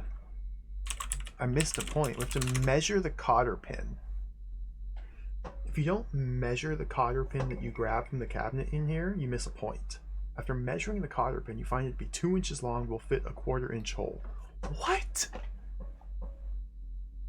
You have to measure the cotter pin. It's... What? Why? It's Jim Walls. Jim Walls Gaming. It tells you the measurements of the cotter pin when you pick it up. You have to select the size. Why do you have to remeasure it? Let's open the drawer. Get the hammer.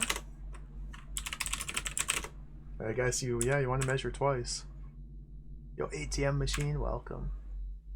Now we gotta get full points.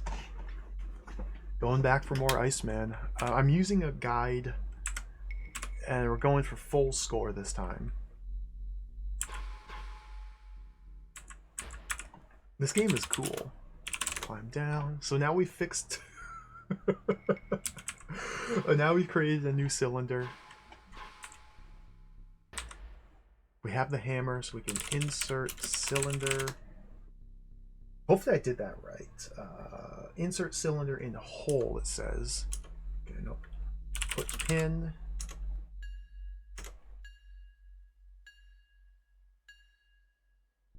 Now push button to cycle them again. Again, you watch. This time the conveyor successfully feeds the weapon into the torpedo tube. Oh, look at that. It's in. It's in the hole. We did it. Alright, I'm out of here.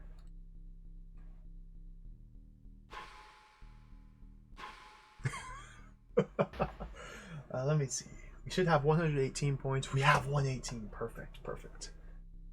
Now it's time for everybody's favorite part of the game. We have to play the dice game now.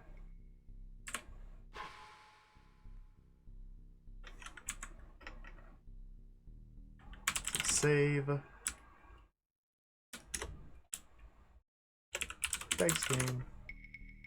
Get bottle. Here's Flanagan. Aye, Commander Westland, interjects the old seaman. You appear to be eyeballing the bottle of rum. Should be interested in wagering a $10 bill for this fine bottle? He says with a sly wink. Yes. The gleam in his eye and excitement in his voice, the old seaman says, why is our hair brown now?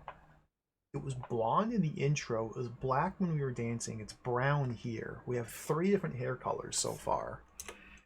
Let's roll them, Commander. May Lady Luck be on your side.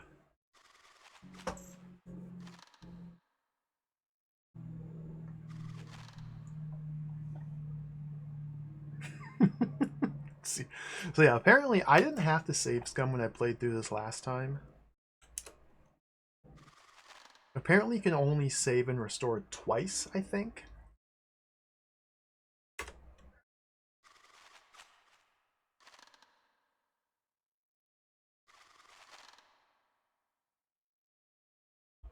You be boss. Okay, so I'm boss. So this is a very simple dice game. You have to win a lot of times. It's more than 3. Because you win the first round, you win to get the bottle. You have to win best 2 out of 3 to get the bottle. And then sets of 2 out of 3 to get each of his dollar bills. And once you get all of his money, then he puts the device up and you have to win that 2 out of 3 as well. You gotta win a ton of times. So this is a very simple dice game. It uses basically poker rules. We want to try and get the best hand possible, so let's roll these 3. We got 4 of a kind. Let's call him. I've got you this time. Come on up. 4 of a kind smashes him, so we win. And that's a leg for me. 1 more will get me a horse.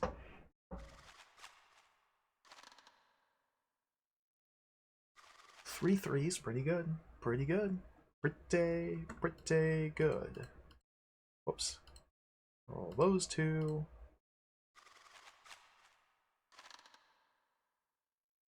3 threes. Let's call him. Got your number. Come on up. We tie it. He's got a full house. Oh, he's a cheater. So we each have a leg now. I've got 2 pair. I have the edge. I'm edging him, so we can ask him to come up. I'm edging him right now. 2-2. Just roll this to go for a full house. Try that. Oh, I gotta roll all 3. Okay.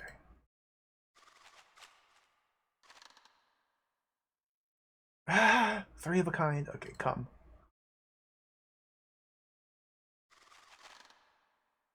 Got him. The rum bottle's mine. Thanks for the game. So you get 1 point for winning the bottle. Now we have to keep playing for his money.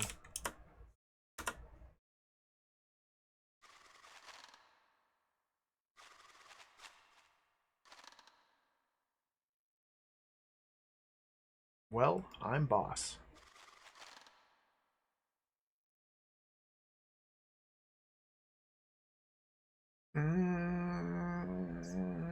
Let's reroll these.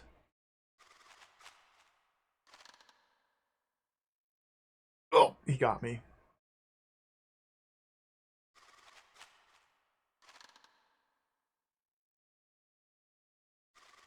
Two pair.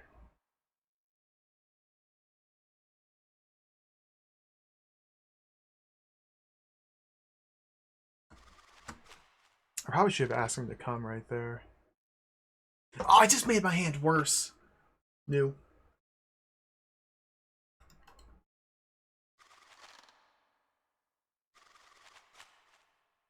He has nothing. I have nothing. Looks like a scrambled mess. Roll him again. 3 6s. Oh boy. Oh boy.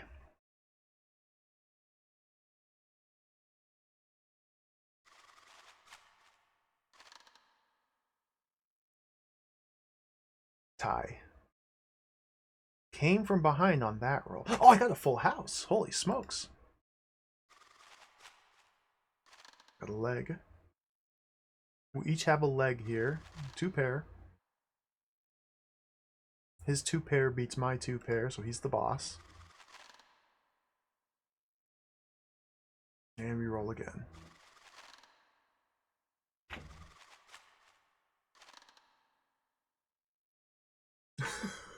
Sunny Bond's hair. Police Quest 1, he's got black, then dyes it blonde. PQ2, his hair is naturally blonde. Unless you play the Japanese version. His hair swings back and forth between black and brown, depending on the animation. That's so funny. 1, 2, 3, 5, 5. Reroll these.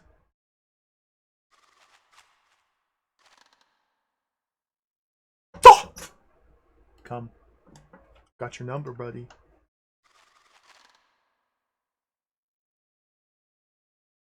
I win the pot, I say as I stare into his eyes lovingly.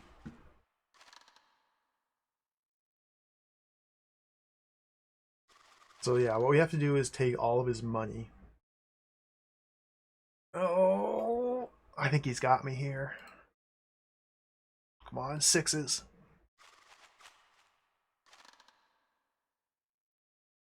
Two fives.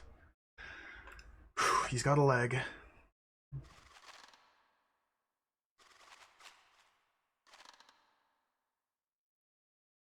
He has nothing. I've got a two pair.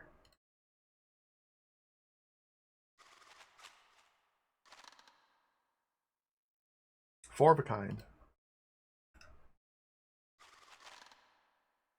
Like, it almost seems like this dice game, you're pretty much just guaranteed to win as long as you understand the rules.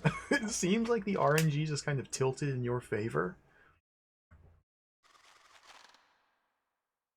It could just be I'm getting really lucky, though. They're equal. We need a new roll. You observe. He's got two pair. I have two pair. That's a push. Gotta roll them again. Two pair. Three of a kind. I got him. So we're edging him, so let's roll those.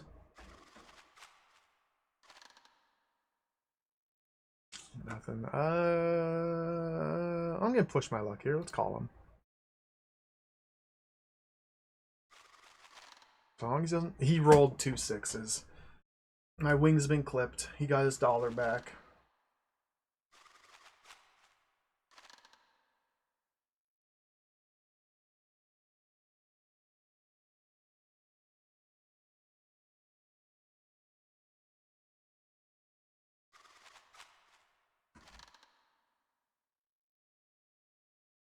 Three of a kind. What? Yahtzee? Oh, he's cheating. He's cheating.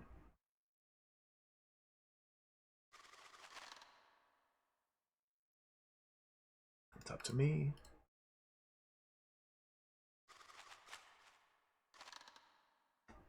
Oh my god. No.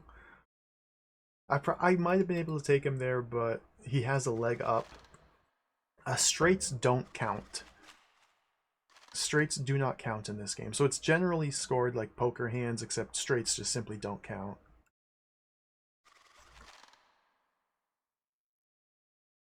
Come on up. He looks you in the eye and demands. Come on up. Oh dear. Disconnected. Reconnected. Let's go. Three of a kind. Whew. Came from behind on that roll. I'm not dropping frames. No, it's just Chatty's having troubles today.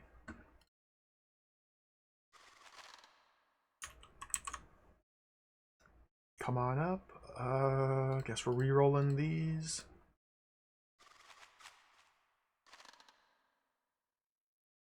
Two pair. Dude! I'm losing. Oh my god.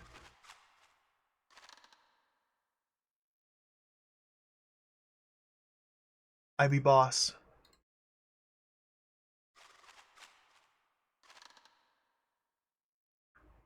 Call.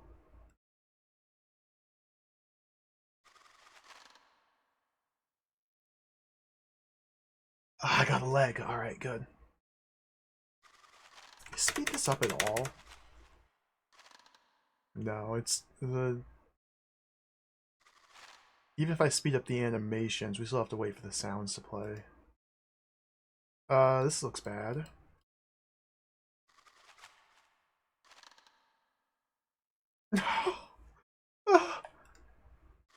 We each have a leg. I jinxed it. 3 of a kind. Okay, I'm the boss. Roll. Call. Give me that horse, baby. Got him. I stare into his eyes and take his money. 3 of a kind. Boop, boop, roll.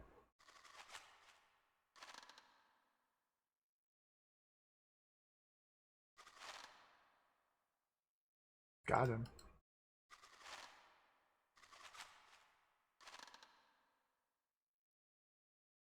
I have 2 pair. He's the boss? Why is he the boss when he has 2 4s and I have 2 2s and 2 1s? Isn't 2 pair better than a single pair? Well, it doesn't matter.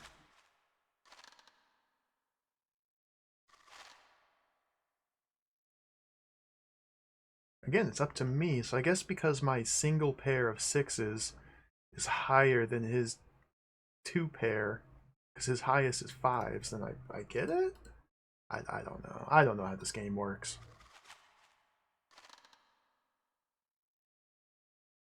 Full house. Got him. The bet's mine. Okay, we're back here. I'm going to do a save here. Dice game. Whoops. Don't save over that. I'm going to save over whip. I can only restore so many times, otherwise I get a game over. Which is really funny to me. So hopefully I don't need to restore back to that save. But if I do... Oh my god, new rule!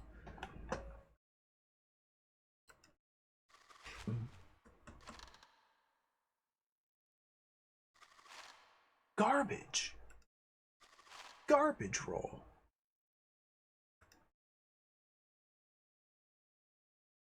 On 5s.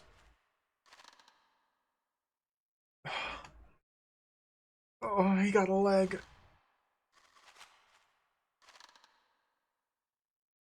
Oh, he's owned. Roll that. I've got your number, buddy. Let's play. Okay, we each have a leg. Oh, he's got 3. Oh.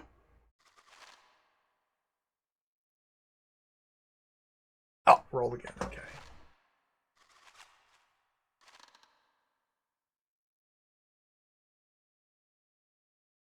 They're equal. We need a new roll. You observe.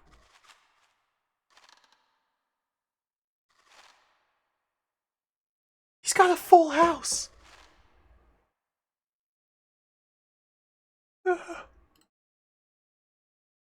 He re-rolled his full house like an idiot. Oh! The old salt says, you're making me wallet fat, sir. Dude, we're in purgatory. We're trapped. We're trapped. We're trapped. We're trapped in purgatory. He wants us to come, so let's roll these.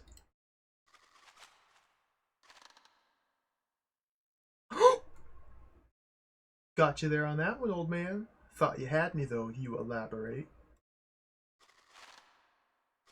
Okay, we have a leg.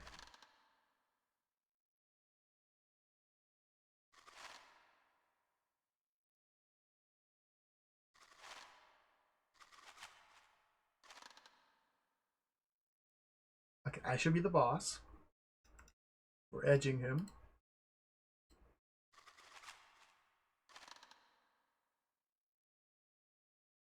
Ah, 3 of a kind. Let's go for it. Got him. Yeah!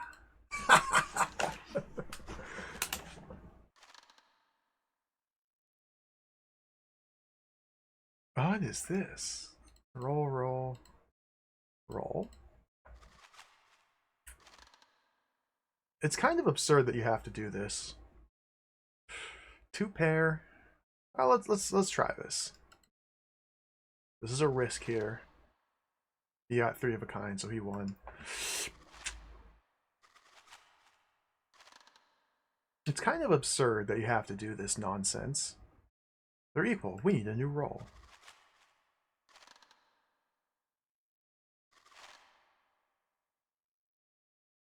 I mean, it was pretty common for Sierra to just shoehorn gambling mechanics into their games, little mini games. Sierra did it, Leisure Suit Larry did it, or Sierra. Space Quest did it, Leisure Suit Larry did it. Police Quest did it as well.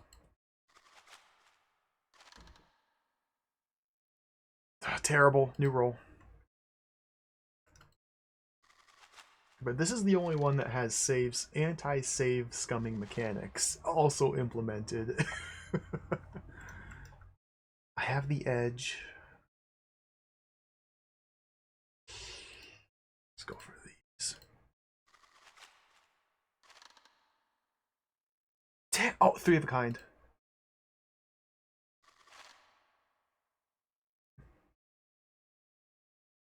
His last dollar. Okay, it's working out. Let's do another save here. Whip. I haven't restored yet, but if I need to, we can restore back to this point. Honestly, I like the mini games in Sierra games, like the arcade sections and the gambling sections. I think they're fine. I don't have a problem with them at all. I enjoy the variety. This one just feels a little bit too drawn out. 4 ones? Oh my god. He might have a leg here. I could beat him.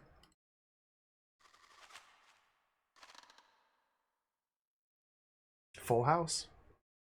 But his 4 of a kind beats my full house. Is that how it works in poker? I don't know.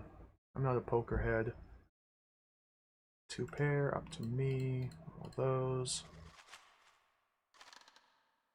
Oh, the Mage's Maze. I love the Mage's Maze.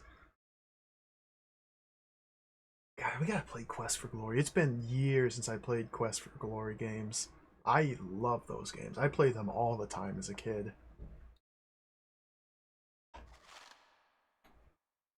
They are tremendous, the Quest for Glory games.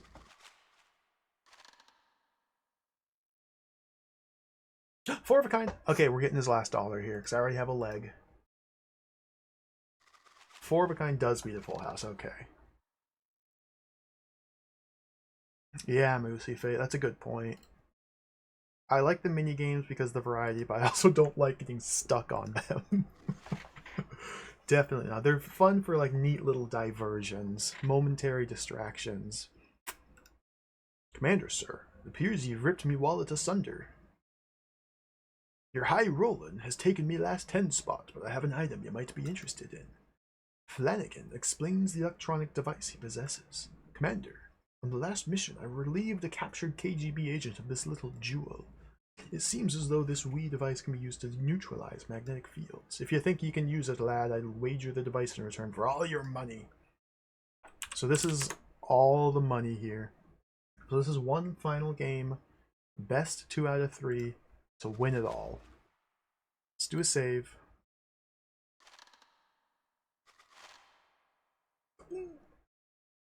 It's up to me.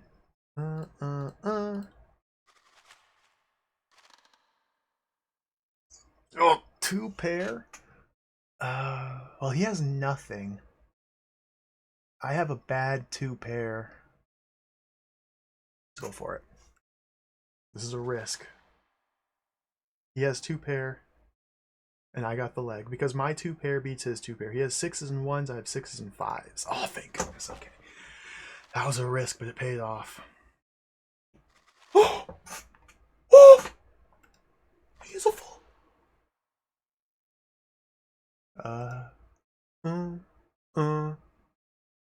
So he must have gotten at least another 3 because he kept rolling, or he didn't. call for a new round.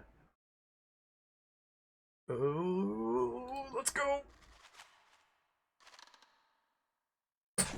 He's dead. What? 3 5s. He's not dead. I've never gotten 5 of the same number. Or 5 3s he had, not 3 5s. This is it. This is the final death match. Oh, 3 of a kind. Let's get him. Got him. Alright, that's a horse. The bet's mine, you say. It's plain to see, says Flanagan. This ain't me day for wagering. I must be getting back to work, sir. Make sure you use the wee little device wisely. Okay. Whew. What a good game. That took far too long. Now, you don't even need to do the dice game. This is all optional. This is 100% optional, only for score. Hence why there are... Well, that's one of the many reasons why there's literally no speedruns of this game while getting all points. Let me check my list here. We're at 129. 129, yeah, we're on track.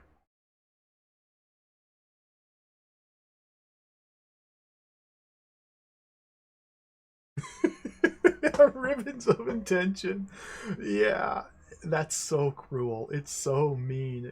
That's it's pretty funny in retrospect, but that's really mean. It's just very rude. Oh, Drew Stew, welcome. I've played this game before. Right now I'm using a guide to replay it and get all the score that I missed. So let's do a save here. Sub 2.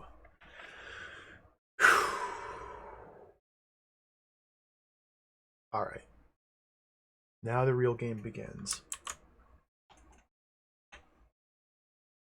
So we're approaching our first submarine combat section. All ahead full.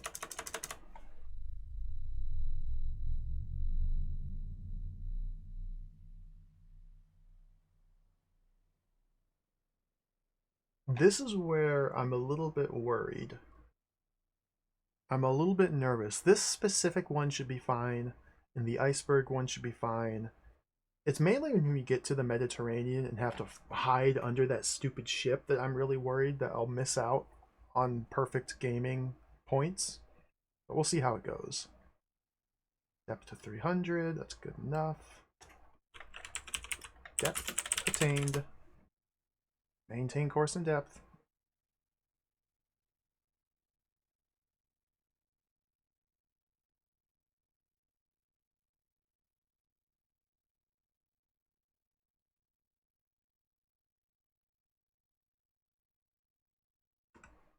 Reduce speed to 2/3.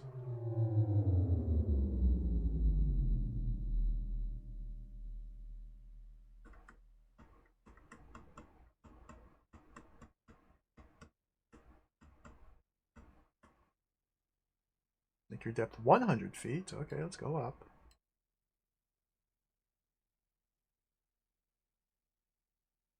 Oh, go back down. Oh, steady. Head slow, watch your depth. Watch my throttle. Watch my depth. Watch my throttle. Watch my depth. Watch my throttle. Watch my throttle. Oh.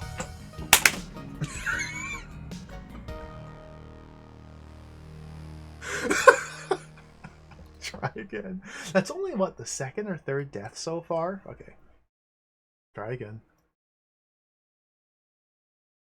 My depth control is really bad. All ahead full.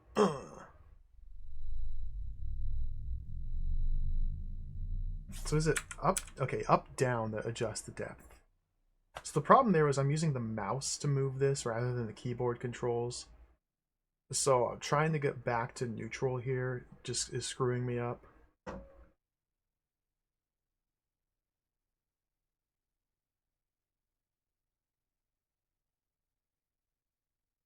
Depth for 300 feet. So go up, up, down, down. Depth attained.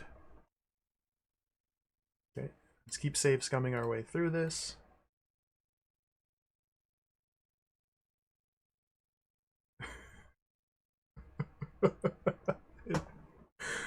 Alright.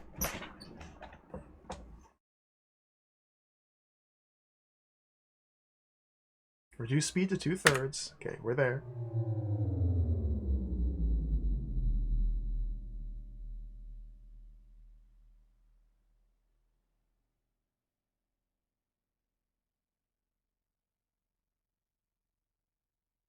Depth 100 feet, so press down. Up. Now head slow.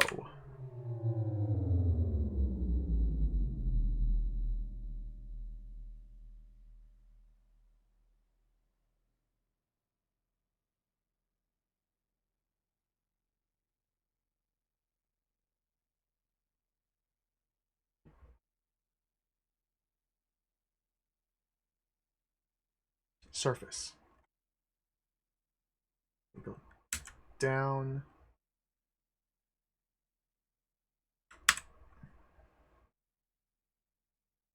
Watch that pitch, Johnny. What are we talking about? Okay. Captain taps you on the shoulder and says, your shift replacement's here. Okay. Whew. Let's go topside for some fresh air while radio's making contact. This is another infamous part where in the original version of the game on DOS, it's very easy to just lose the game here instantly.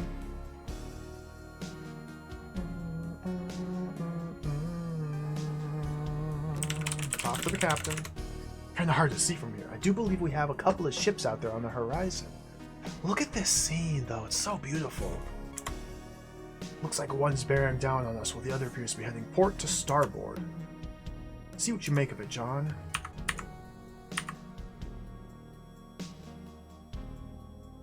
Yeah, those are boats. He relieves you with the binoculars. It's not looking good.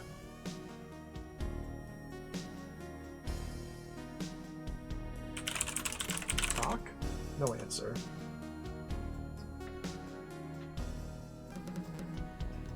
Uh-oh. Things might get a little hot and heavy. We've got 2 Russian warships out there. One of them's heading right for us. In an excited voice, the captain orders, clear the sail, John, and get to your station. Owned. Captain falls. I'm sorry for laughing, Captain, but you're an idiot. You call for a medic. Captain sustained a serious concussion. The Black Hawk's medical officer and assistant perform emergency medical treatment. After stabilizing him, they move him to his cabin. Time's running out as the Russian warship continues to bear down on your position. As second in command, the fate of the USS Black Hawk rests on your shoulders. Your actions and decisions will determine the outcome. Oh my god. Save. Immediately get to the chair. So I'm going to turn that on. So we're rigged for silent running. This says to activate that. I'm just following the guide here. It says dive to almost 1,000 feet. And then stop.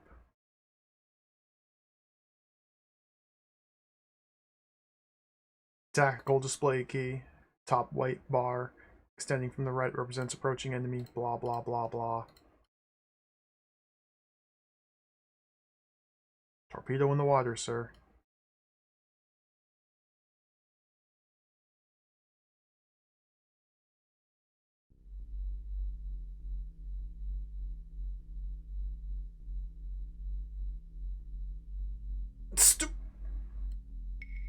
Okay, so the way the game, we're going to save scum here.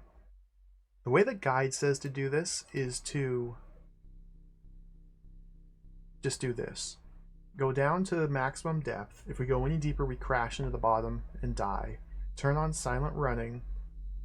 And then just hope and pray that these missiles that they fire at us miss.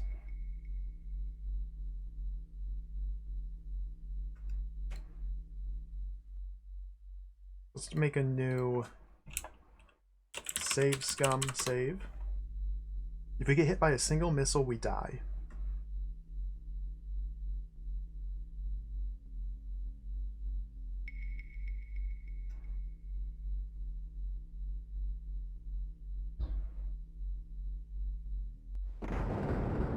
We got hit by a single missile, so we died. Torpedo missed! Wait, what? What? What? What? Okay, we're fine. And the guide says to wait until we see the white line here. I didn't fire anything. Okay, he's launched at us. There. So now that we have the white line visible, that indicates our relative position to the enemy ship. So now we want to fire... I don't remember what type of missile. This one? This one?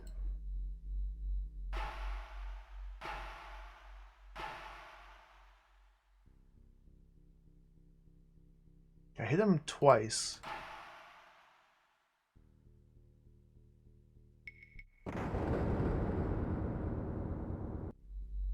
Did I get hit? I think I got hit. I think I'm dead. Yeah, we're dead. We're getting the Q-Bert knocked out of us. The enemy weapon was too close when you fired?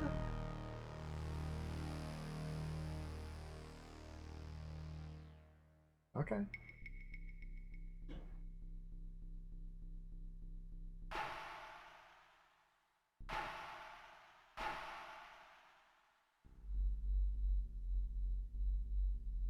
Here's what we're gonna do.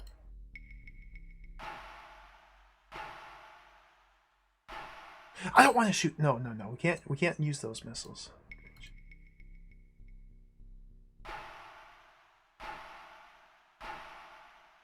I'm gonna fire all 3 missiles and do the save scum save. Miss. Hit. Okay. Miss. We're gonna fully save scum this. Hit. So now I save. Hit. So now I save. Miss. Miss. Miss. Miss. Miss. Miss. Miss. Miss. Oh, I hit him. Okay, cancel. Okay, he's dead. But now we still have to avoid this last missile here. Okay, so we save. Let's just cancel.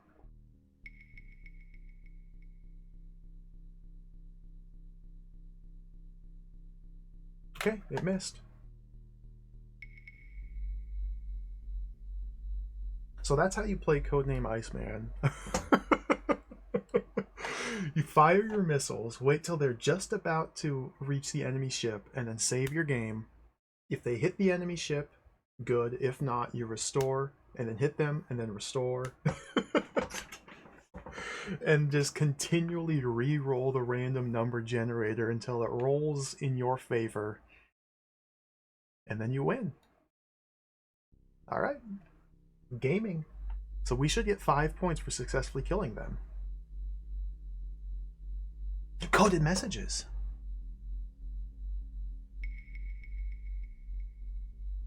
Do I stand? Yep.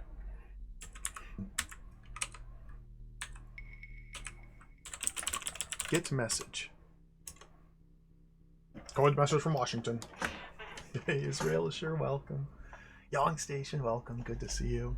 I had a lot of fun playing Elden Ring. The new DLC is very good. Very good. Very good. HGE. HHD. And the CIA codes. CAB. CGF. Okay. So we're 134 points. We are on track. Everything's working out good here.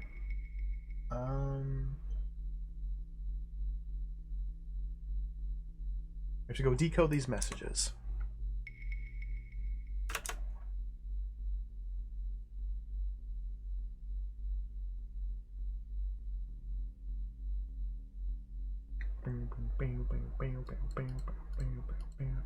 So we open book, code book. The Washington code was HGE, translates to 5, 3, 2, and then HHD was 5, 5, 4. The CIA code was CAB. C is 6 plus 3 equals 9. A is 0 plus 3 equals 3. B is 8 plus 3 equals 11. Drop the 1, so it's just a 1. CGF is 9. G equals 3 plus 3 is 6. And F is 1 plus 3 equals 4. So now we open the game's manual. Turn to page 5. Line 3, word 2 is destroy. Line 5, word 4, coots.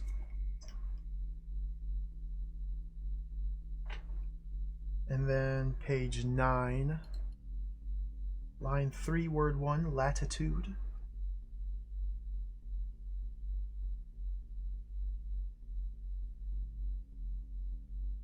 Line 6, word 4, 1, 2, 3, 4, 5, 6, Russian.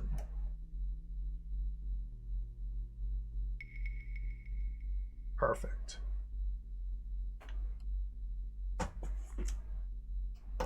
Use computer.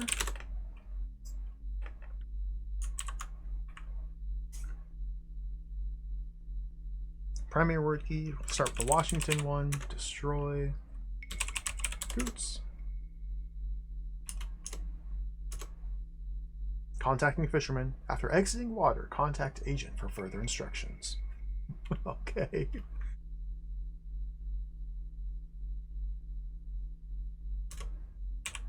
Now the CIA message is latitude Russian.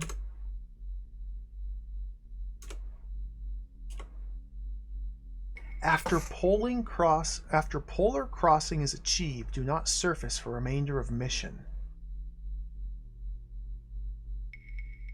What?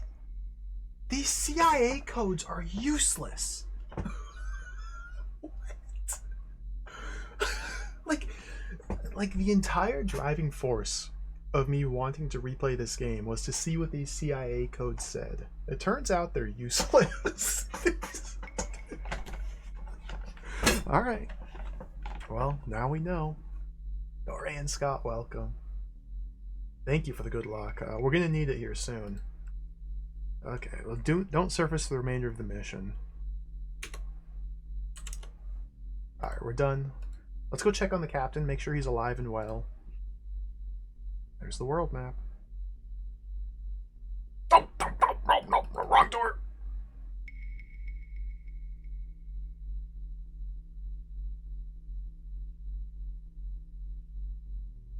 Blackhawk. Hawkman. The doc looks at you and says, I'm sure the captain will require this medication for a few days to come. Well, looks like the Black Hawk and crew's in your hands now. Uh-oh. I'm new here. This is my first day. You're fired. I'm the doctor now. Alright. Looks the medical type. He doesn't look well. Sorry, Commander. Captain's under medication and sleeping. The amount of pain he was experiencing from the head injury made it necessary to sedate him.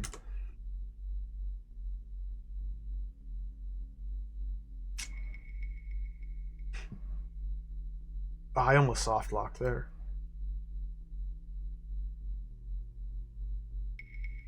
Save. Whip. Alright, let me make sure everything's on track here. We're at 141 points. Yeah, that's perfect. That's perfect. Oh, baby. Okay, here we go. Let's see how this plays out. Sonar reports many icebergs in the area. Advise you to turn on TV monitor and go to 5 knots. TV on. So we're going to save here.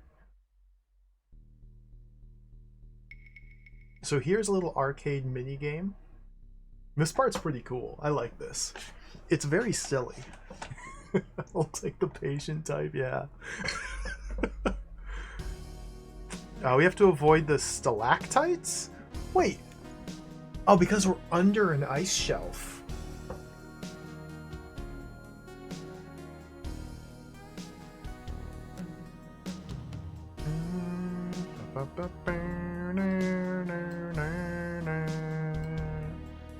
And essentially my understanding is you have to steer the ship to avoid these stalactites. And you have to try not to deviate too far from your initial heading as well.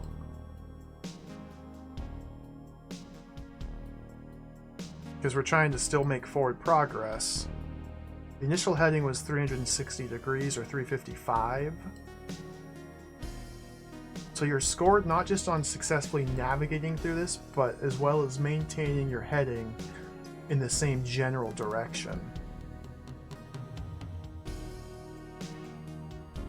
And this is worth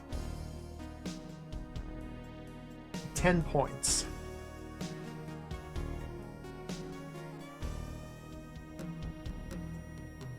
And so the sub's hitbox is like relatively small. It's quite easy to slip right by the side of these things. Like that one didn't hit me somehow. Those aren't hitting me. That won't hit me. That one will. So let's go left here.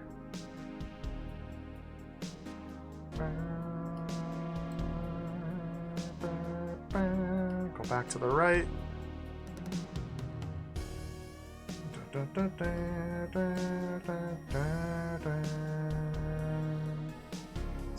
Hopefully we got all 10 points here.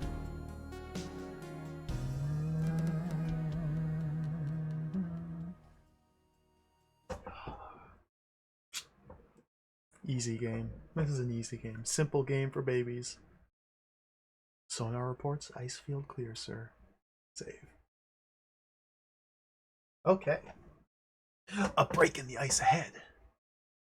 Wait, what am I doing? What am I doing? Check the guide. Check the guide.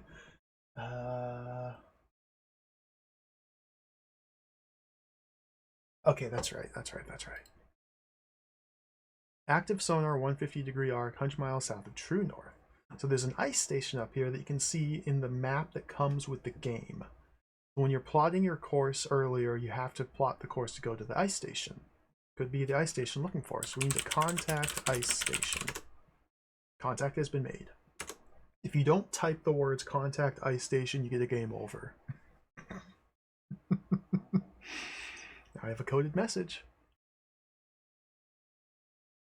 Let's go get it.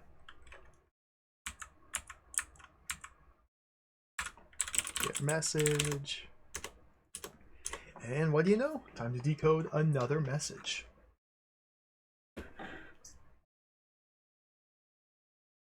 FDEB. I. CIA.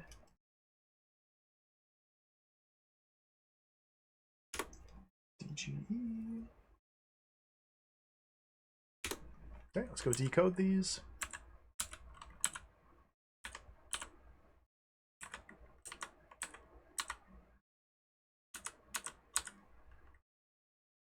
Now, what's this CIA? I think this is the last CIA code we get. This better be something pertinent. This better be like good, useful information. Let's see, the Washington was FD, which is 14. 4, 8. Then I is 777. CIA was E, which is 5. H, which is 8. A is 3. And then 7, 6, 5.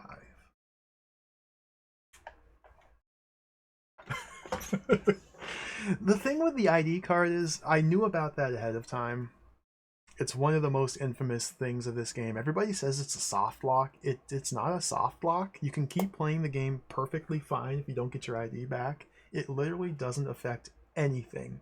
You only get locked out of the CIA codes and which is a bunch of score, but the content of the CIA codes thus far has been absolutely 100% useless. We'll see if this third one's an exception. Oops, turn on computer. Yeah, he didn't get me because I knew about that ahead of time. 100% would have. The wash. Oh, I forgot. Manual. I gotta translate these numbers. Page 14, line 4, word 8.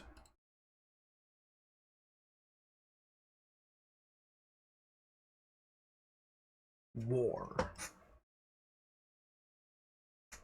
Then 777.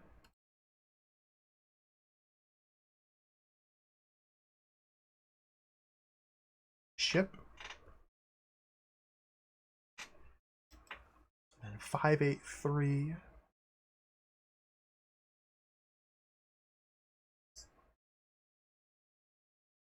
Degree. 765. Course.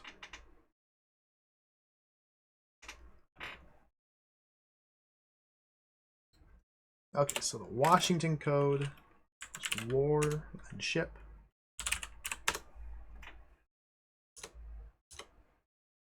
Rendezvous with the Coons at this location. Listen for erratic sonar. Like, this part here is important, but you can get this information without having your ID. Signal presence with 1 active ping. Pass through straits under Coons. That's the part that I'm really nervous about. This part right here. We'll see how it goes. I'm sure it'll be fine. Decode another message? Yes. CIA message is degree. Course. Diversion tactic necessary. Locate nearest offshore drilling rig and destroy. Do not use Black Hawk weaponry. The CIA is directly telling us to commit an act of terrorism. This is government-sponsored terrorism. I'm just following orders. It's the CIA. That's the game. At least this part's not that far-fetched. But it's insane. It's like they don't even attempt to frame it as even morally ambiguous. Like, they don't even pretend that there's anything wrong with this whatsoever. We're just gonna go blow up an oil rig.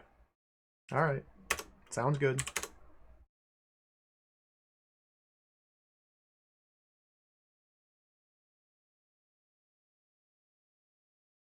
I mean, I'm sure that level of nuance is a bit.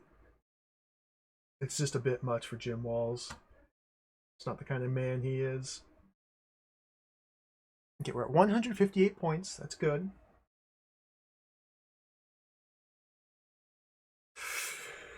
Okay.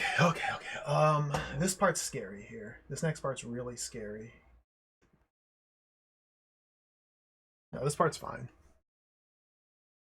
Nothing scary at all. Let's head back to here.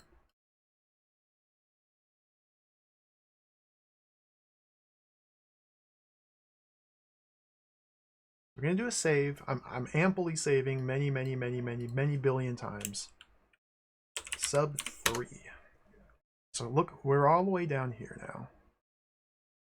Inversion layer, so we're going to dive first. So now we have to fight an enemy submarine. So we're going to dive down to 2,300 feet. We're in silent running. We're at the Rake Janes Ridge.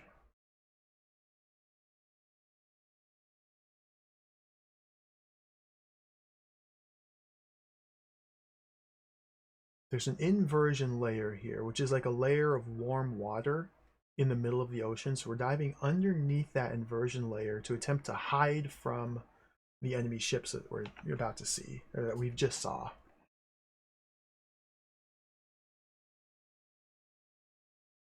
Another sub dogging us. This other sub is dogging us. Okay, let's save. Let's go to the whip save. We're being dogged. We're being pinged. Keep going down, keep going down, keep going down. We're being dogged. Russian Alpha. Okay, wait. Okay, I'll level out. Perfect. Save again. So again, we can just save scum here, the combat. Let's activate this so we can see the enemy. Torpedo launched at us, sir. So let's fire a decoy. This is the last naval combat section we have to deal with, so we can spend all of our resources here. You have a limited supply of missiles, both types, and decoys with which to survive both encounters here. So now we're just waiting for the white line to appear, which indicates that we're close to the enemy cape. So fire decoy. That's not a decoy!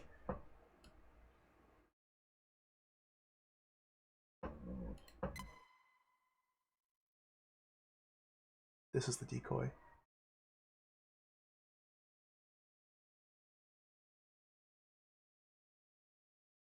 Full stop.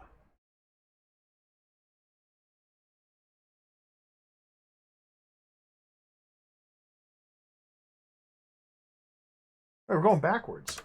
Don't go backwards. Full stop.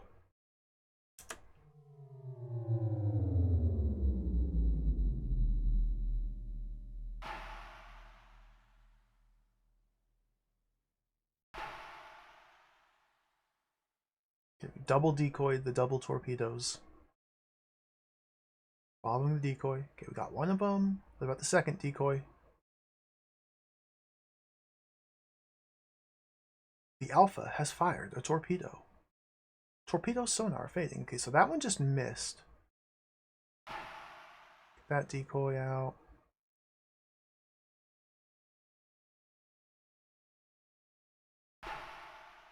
The enemy sub's below the inversion layer. Are my decoys going to work? I have two decoys out. Don't put the fire!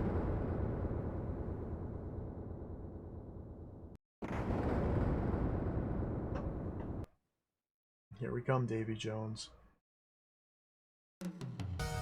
You're in enemy waters. Refer to the strategy section of your manual.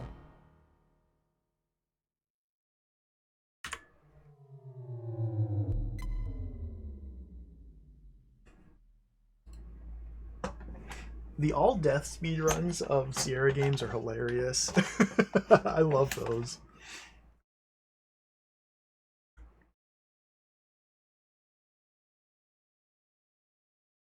A decoy.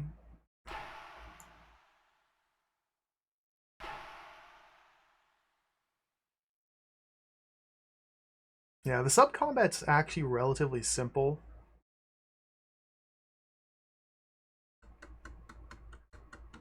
Essentially, it's just random. It's just random. Why am I not decoying that one? I make two fish on the way. Okay, so that torpedo just missed. Is this... Why aren't my decoys working? Maybe that's random as well?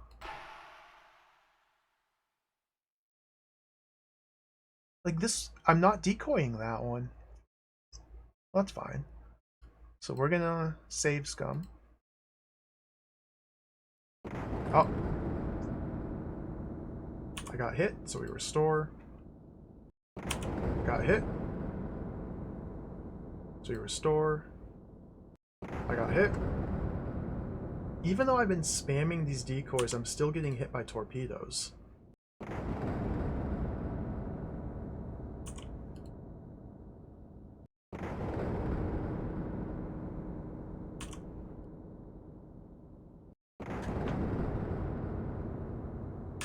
This looks bad.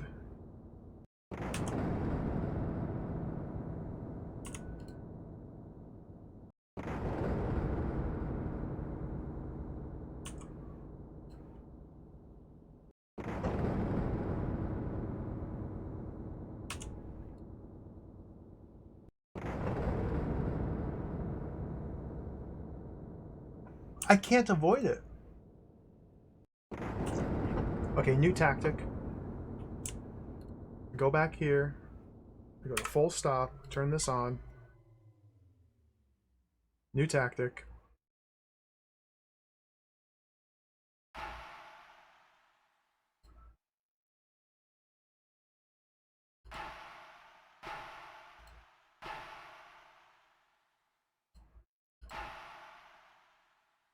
Decoy pulling away 1 torpedo, sir. So I've launched my 3 missiles straight away. So there's my 3 missiles, represented by the 3 lines. Once these lines get to the far right side, the game will roll a random chance whether they hit or not. Presumably we have a higher chance to hit the enemy if we're closer to them. But let's just go like this. Okay, save, scum, there. Miss, so we restore. Miss, so we restore. Miss, so we restore. Miss, restore. Miss, restore. I think I might be too far away for these to ever work. Yeah, all 3 are missing. Oh. Yeah, okay. Go back here. Silent running.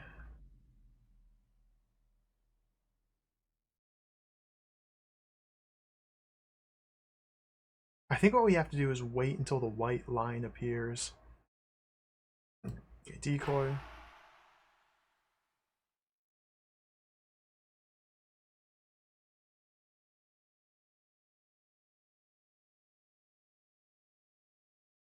Got him. Okay, let's save scum. Let's turn the speed up a little so we can close distance here. Torpedo, decoy. It might be random whether or not the decoys work. Like my decoy, okay, we got it, so we save.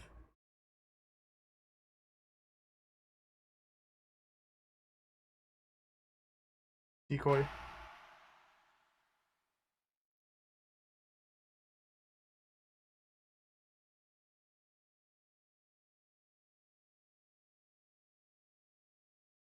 Got it, so we save.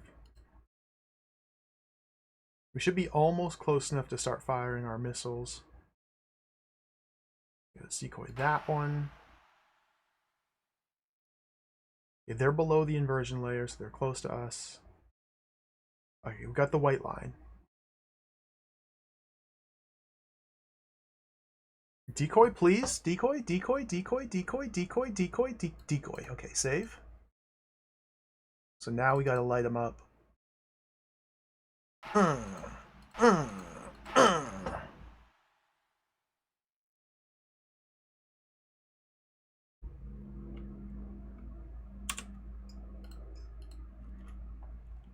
Miss.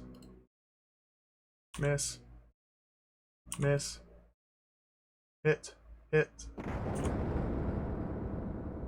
I missed. Oh, they shot. Okay.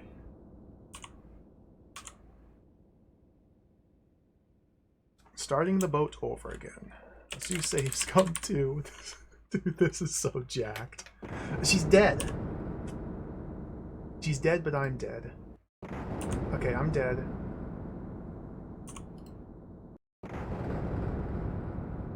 I might have screwed up. I might have needed to decoy that one.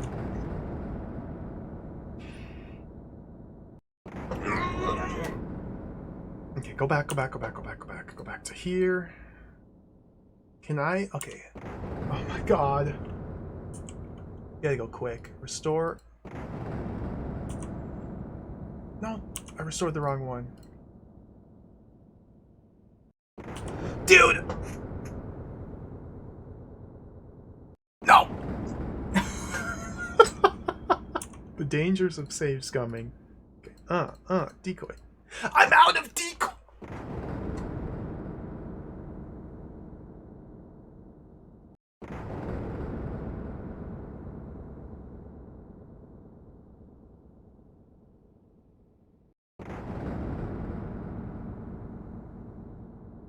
I'm out of decoys.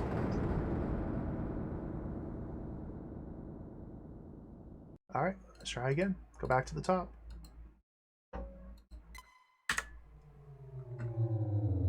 This game's awesome. So... what the heck is wrong with this game? Okay, decoy?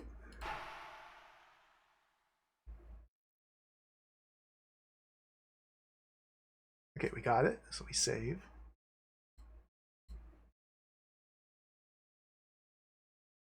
Let's wait till we're under 10,000. Okay, torpedo, decoy. I need to launch my missiles earlier. I waited too long, there's the problem. 10,600. Decoy. Okay, save.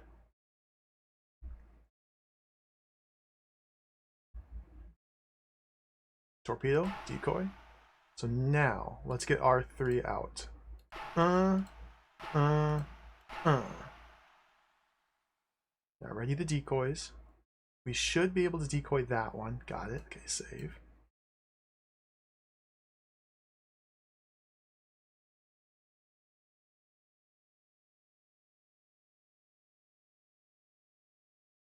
They're below the inversion layer. Perfect. Our missiles should meet them just in time. Let's do a save. Save's got 2.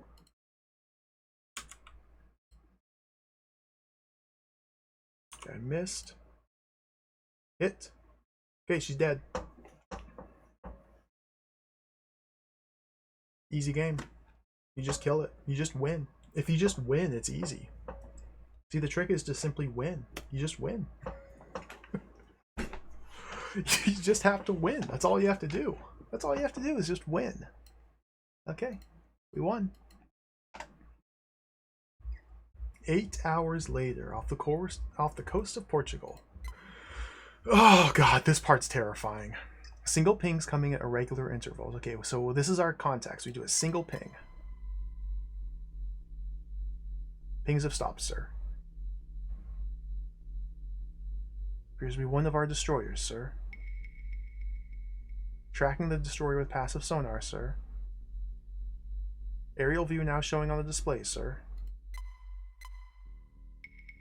Destroyer shown as cross, sir. Okay.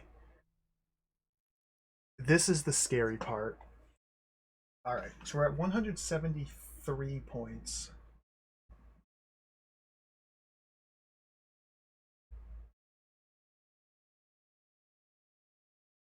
Oh god. Okay, here we go. Save scum. So we need to navigate our ship to the cross here.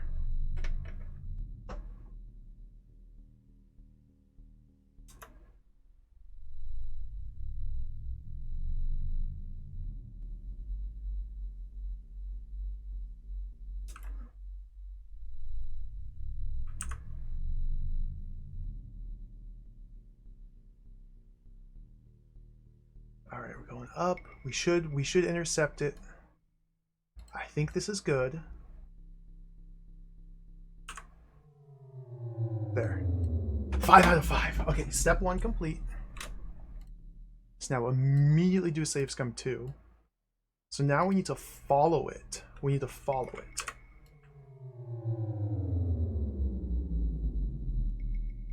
We have to follow it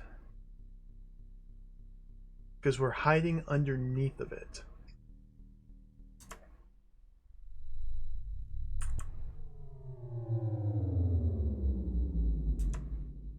Careful. Okay. Okay. Let's do Save Scum 3. Oh man. Yo, Dashin, welcome. Jay Drabble, welcome. This game's awesome. Elden Ring went very well, Dashin. I had a lot of fun with it. The new DLC, 10 out of 10. It's excellent. Very good. Strong recommend. We're losing it. We're losing it. Turn. Turn. Turn. I'm not turning. I'm not turning. I lost contact. Game over. Okay, hard turn.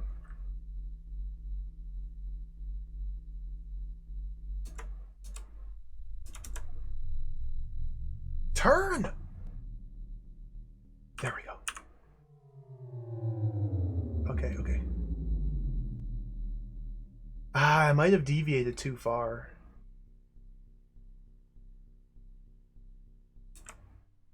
I might have deviated a little too far. Let's keep it going, see how well this goes. Straight. That way. No, no, no, no! Restore.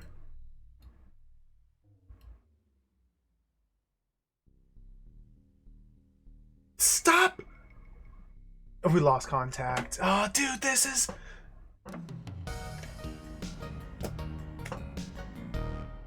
This part's a nightmare. This is what I've been worrying about. Like, it just... I can't... This is unrecoverable. Okay, go back here.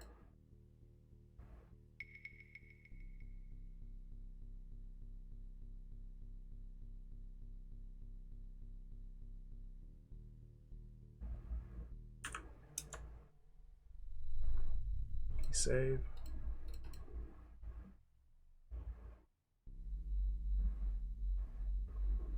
Okay. Go back. Okay, go up. Okay, save. Right.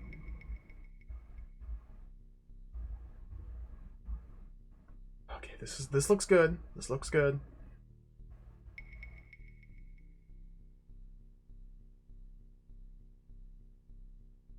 Okay, go.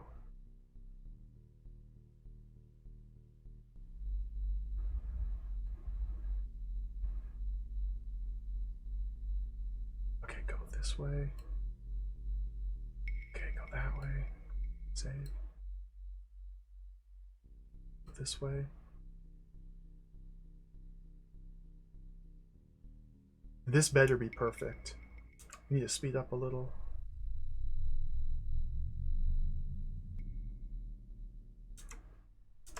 We're losing him.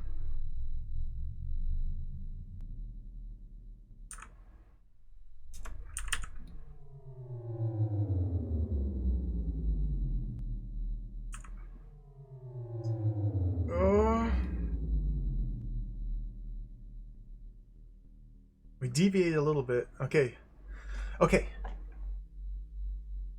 Ah! Gotta do it over again. Alright. Well, that was close. That was close. That was an 8 out of 10. That was pretty close, but not good enough. Try again. Go back here. Alright. That was really close. So we need to turn it right.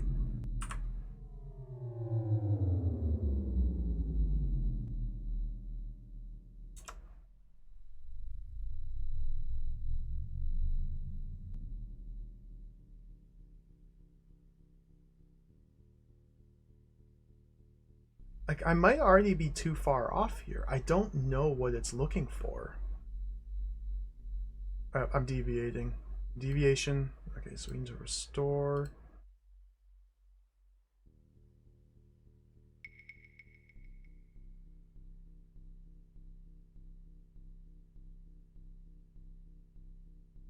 I just don't know. Okay, I like this. I like this. We need to maintain this.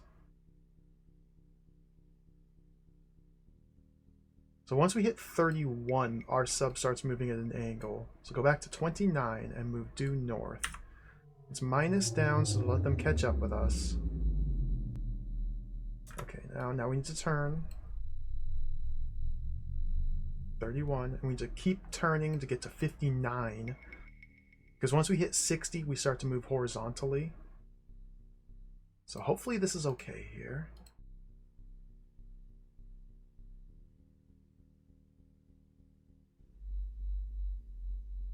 Okay, now maintain.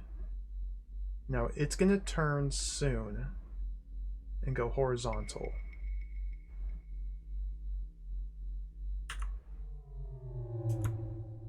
Okay. We may have deviated a little too far. Restore. I think it's a little bit too far of a deviation.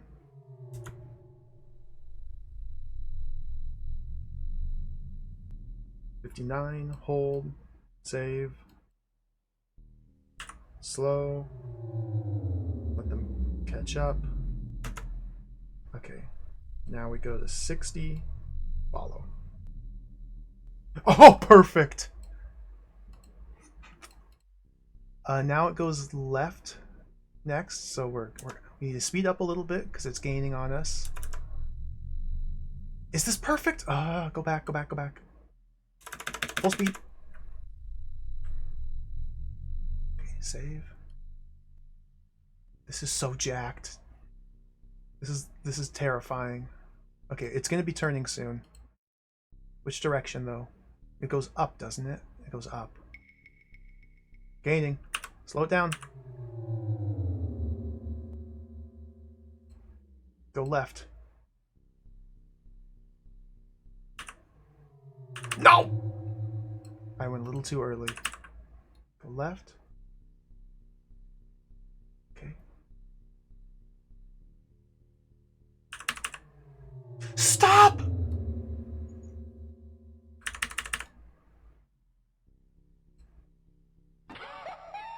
Ah!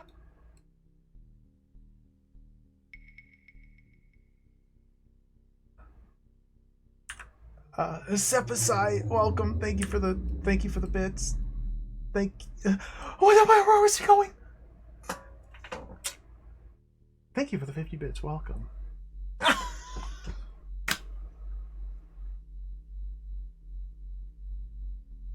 do it again.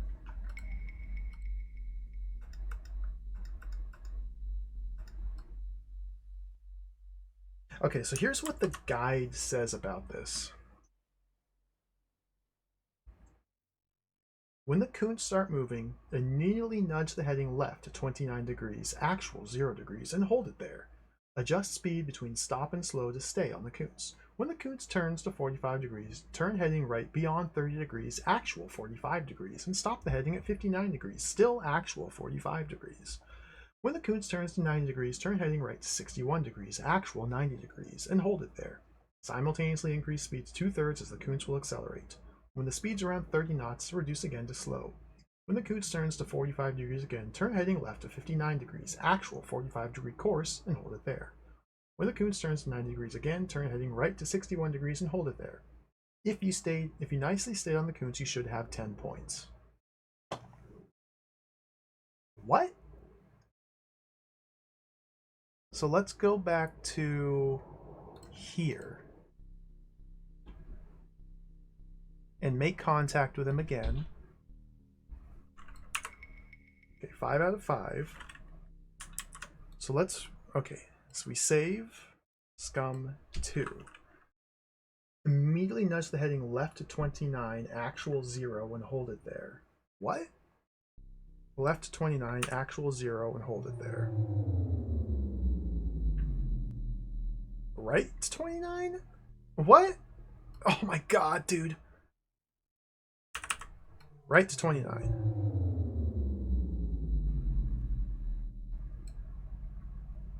Okay, I see what the guide's saying. I understand.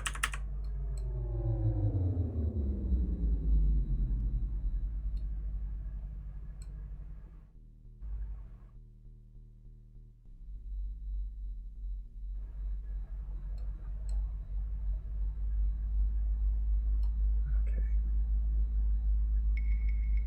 I'm going in reverse. Going in reverse.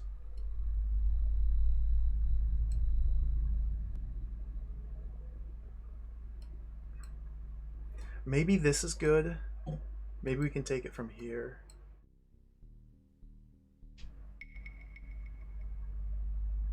Omega number, welcome.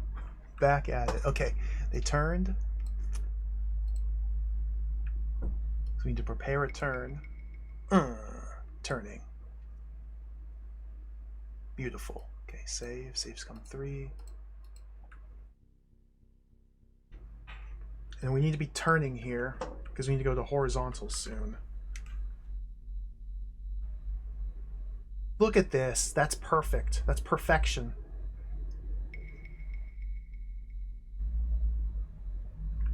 Okay, 58. We're going to get a horizontal motion momentarily. Let's go. Okay, 60.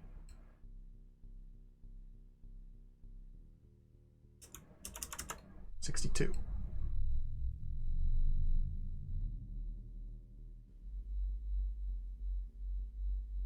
And I need to be turning nowhere. Go.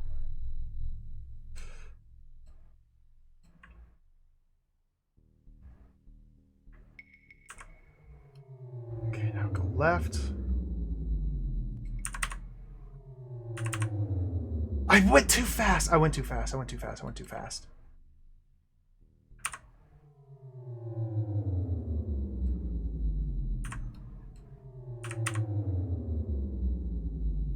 Too fast. Okay, go back.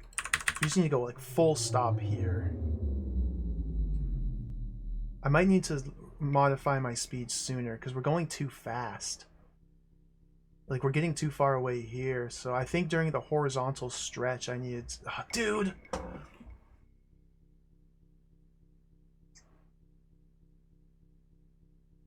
Let's see how this... Maybe we get a 10 out of 10 here.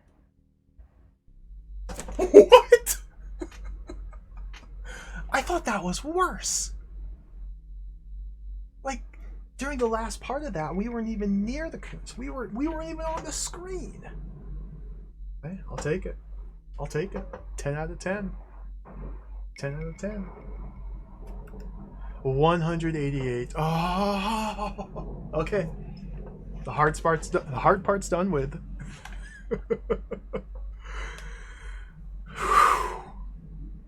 That was the number one thing I was worried about with regards to getting all the points in this game. That one specific sequence right there. Oh man, that wasn't too bad though. Well, John boy, looks like you've been putting on one heck of a one-man show. Come to periscope depth and speed.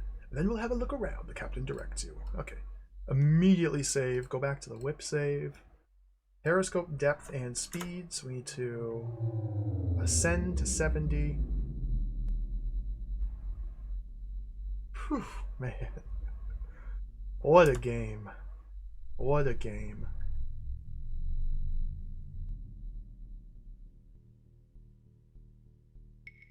Really, Hal, I agree for the most part. It's kind of fun to manipulate this submarine here. Maybe Jim Walls was onto something.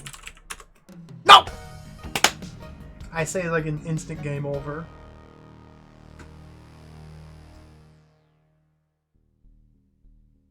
I spoke too soon. I'm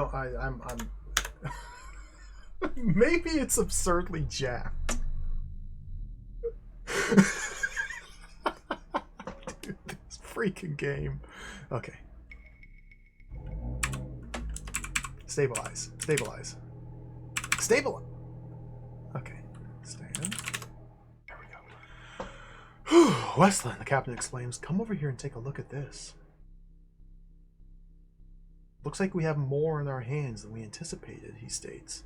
So this is another part of the game where when I was playing this casually last week, there were large chunks of information I completely missed out on, which made the following sequence 10,000 times more annoying and difficult than it needed to be. So now we're going to actually play it as intended. Although how the player would understand to do the things we're about to do, I don't know. But I have a guide, so I'm just going to follow that.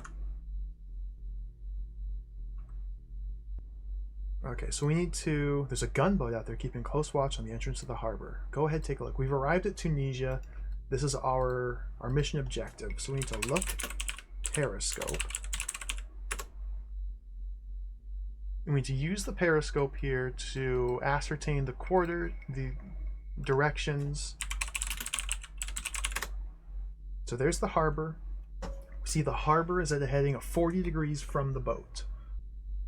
You write this down. Harbor equals 40 degrees. The captain says there's a gunboat patrolling the harbor. So the CIA message we got earlier tells us we need to cause a distraction by blowing up a nearby oil rig.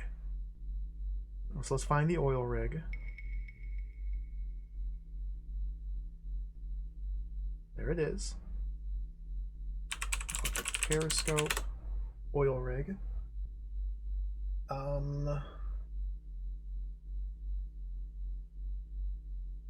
Apparently,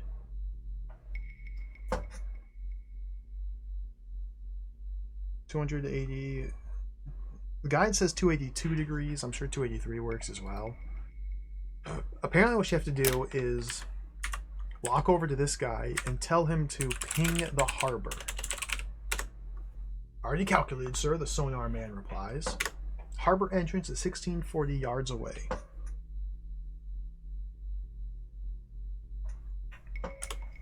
And also to ping oil rig. Yes, sir, comma, comma, the sonar man replies. The oil rig's approximately 2850 yards. So I didn't understand that you had to do this. I didn't even know this was something you could do. But you can ping these. So now we know the correct heading from the submarine to travel to get to these two locations, as well as the distance we need to travel. Score 190. Let's go.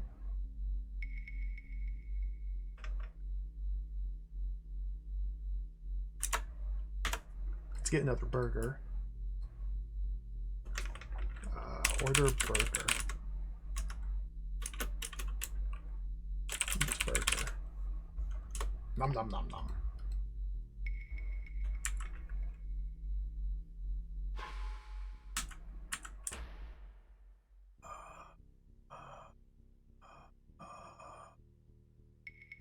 Okay, sorry, brain fart there. I had to think about what we're doing here. I have to do a number of things now. Get key from this man. Aye, aye, Commander, says Johnson. Here you are, sir. This part's so funny.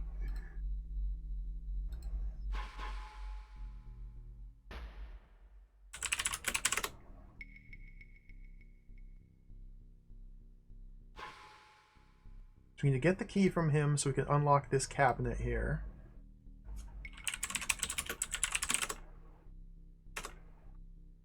And there's all the scuba diving equipment. And this man, who just gave us the key, comes down here and picks it all up for us and moves it. Well, thank you, sir.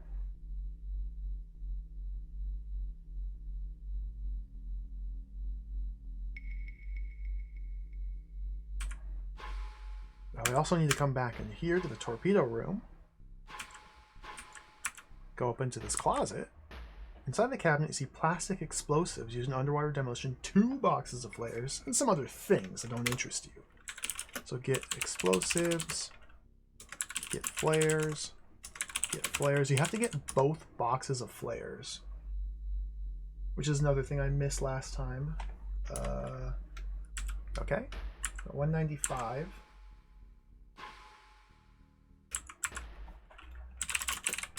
There's 2 boxes of flares. If you just type get flares, you only grab 1 box of flares. And again, you don't need both of those flares to beat the game. It's just simply for points you need them.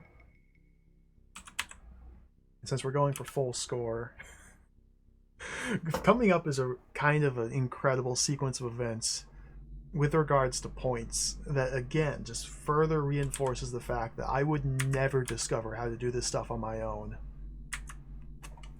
We need to press the button here because there's a diver in here, a dive vehicle. Get dive vehicle. We need to inspect dive vehicle. You check the diver vehicle by turning it on. Seems to be running fine except for a slight vibration. Let's inspect the vibration. Seems to be coming from the shaft. Let's inspect the shaft. Closer look at the shaft reveals that a nut and washer used to secure the prop are missing. Okay. So we have our calipers there, so we're going to measure the shaft. It's a 1/2 inch diameter. So let's drop the diver. So it's missing a washer. So let's open the drawer. Open the drawer. Get a wrench. 1/2 inch, please.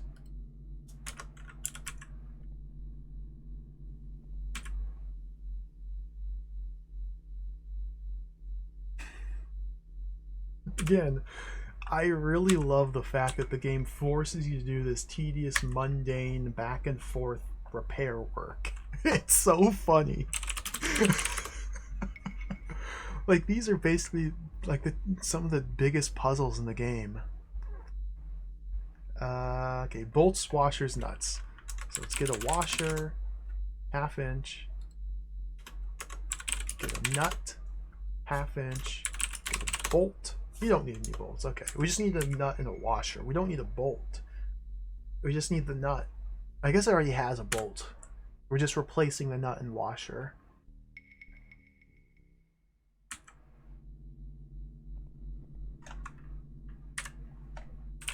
Press the button. Get diver. Install washer. Install nut. You hand tighten the nut flush against the washer. Well, that's not good enough. Tighten it with our wrench. Boom, 3 points, or 210. And now this is another thing that I missed because I just couldn't figure out the correct verbiage for this, but we can enter coordinates.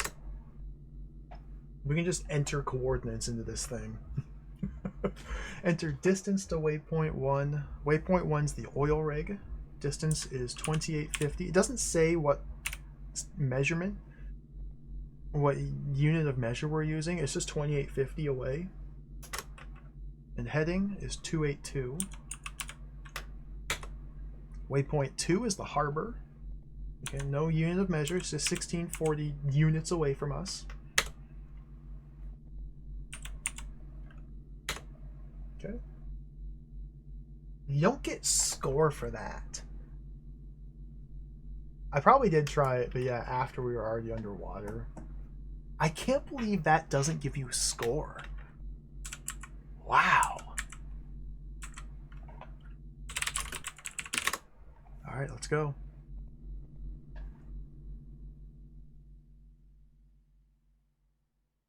Let's replace the gaming sub with the diving. Open the door. Scuba gear. Get scuba. 211. As the hatch begins to fill with water, you prepare yourself for the task ahead. You wait as the hatch completely fills. The pressure equalizes to the water outside. You reach up and open the exit hatch, which gives you access to the Mediterranean Sea. You squeeze the accelerator on the dive vehicle, begin to maneuver away from the Black Hawk. Okay, so this is where we gotta move quickly. You might have to replay this sequence a few times. As the image of the USS Blackhawk fades, a strong feeling of insecurity comes over you. Okay. Let's do the whip save. So the Dive Master now shows us... I don't know how to use this, actually. Our first waypoint was the oil rig. So we want to continue on this heading.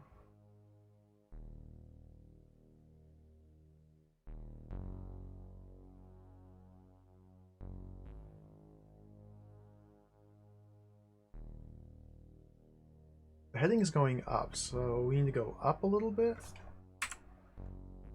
Yeah. Oh, too far.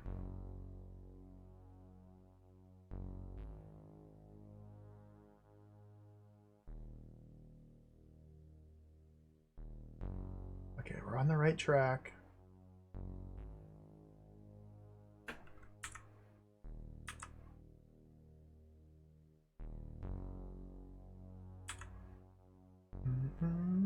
There it is.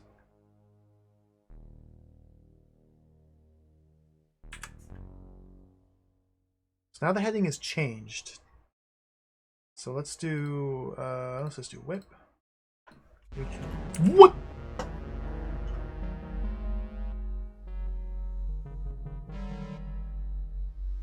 The heck is wrong with the music? Plant the bomb.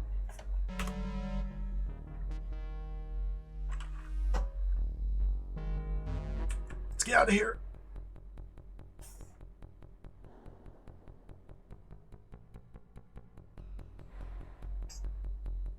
So now it says to swim right until the heading is around 10, then 4 screens up. You get 5 points if you arrive directly at the harbor entrance, otherwise less. Okay.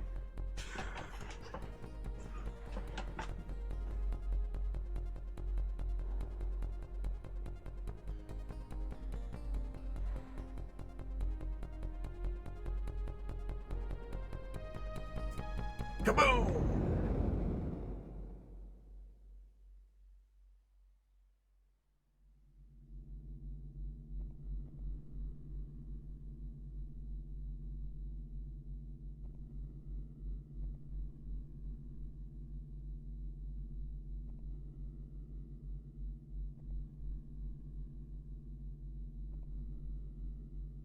Ten.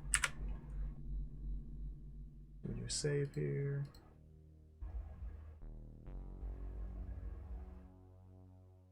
Goes 1, 2, 3. So we got 5 points because we arrived here on this screen. I'm just curious. The heading broke. We go up 1, 2, and 3. If we go left and up,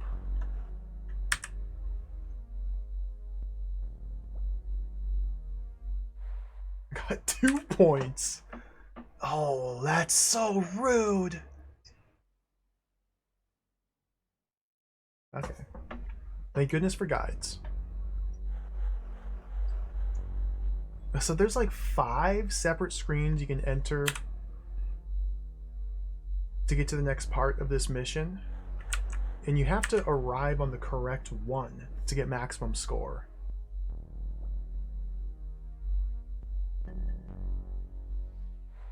That was only 2 points there. Yeah, dude.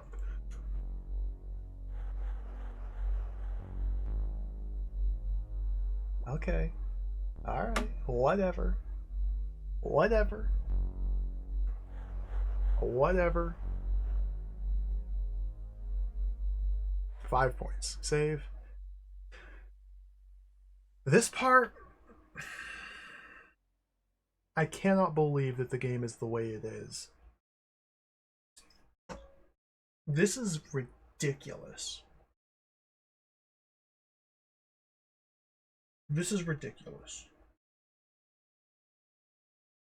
So we arrived at the harbor here. We played the dice game earlier for forever to get this mechanical device which is used by the Russians to disable electronical force fields. Sure, a standard spy gadget, harbor. So normally, from here, you're meant to go up.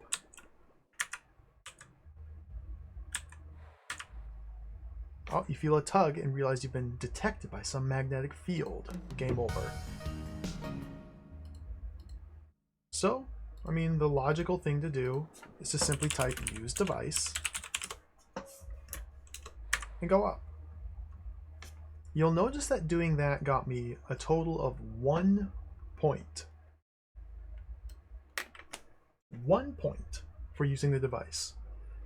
The item that we had to gamble that we don't even know exists unless we play the dice game all the way to completion without save scumming. If we use this optional item, we get a 1 point. However, if instead of using the hard-earned secret device, if instead we go left twice and enter this cave, whoops, go cave, enter cave. Let's do some save scumming here. We can now light our flares, and every flare we light gets us a point. And for some reason the guide says to do it twice.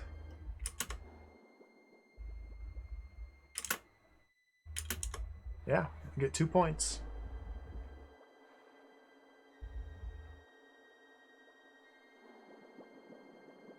So you get more points by not using the device. If you're going for max score, you have to get the device and then not use it.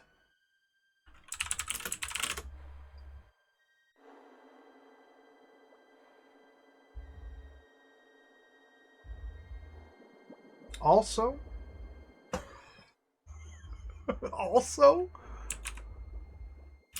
because this game is awesome, using the device automatically removes control of the player and moves you up the screen.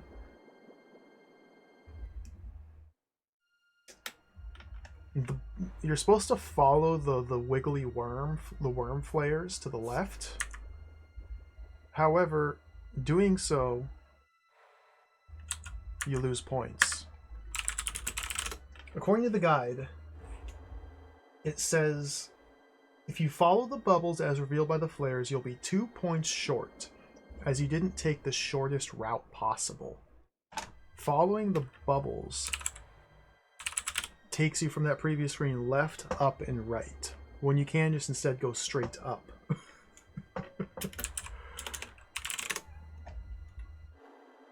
It's like you have to actively avoid the direction the game gives you if you want to maximize your points in this game. It's so jacked. It's so bad.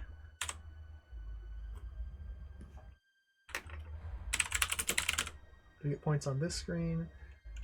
It just says just to go down through the hole at the lower right, then swim south. Turn on light.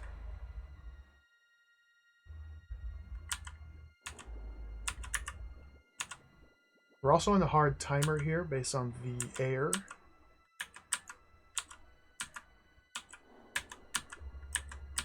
Get in there. Come on, John Iceman. Okay, we did it.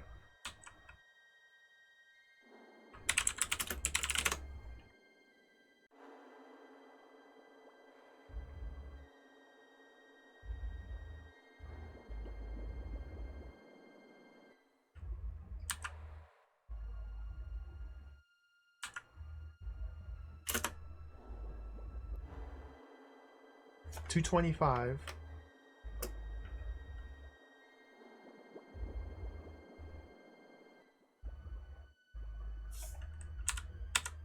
Almost out of air.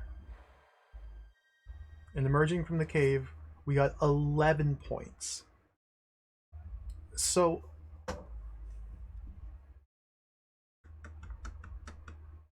going through the cave like that gets you 19 points total. Using the device gets you 1.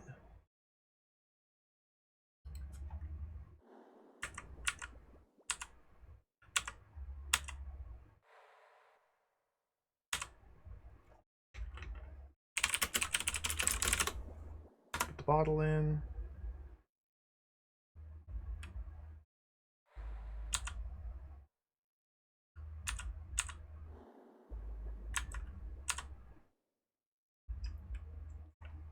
Hide diver.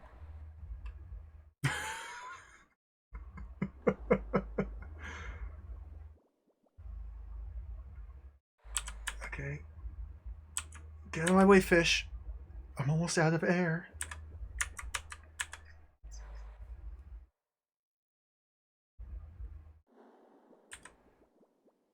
Do you have to, oh my god. My air. Okay, the net. Go! Ah!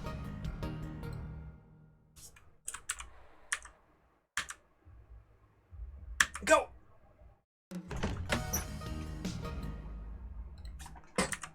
Okay, we can do it. We can do it. We can do it. Go! Okay, I can do it. I can do it. I can do it. I can do it. I can do it. Ah!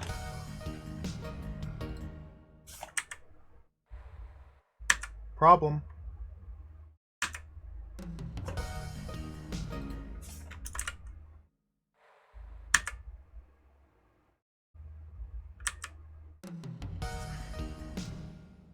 Maybe I can't do it.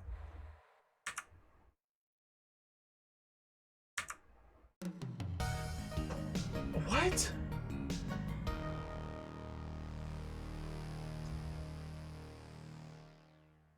So what we're supposed to do is we put the bottle in. Okay.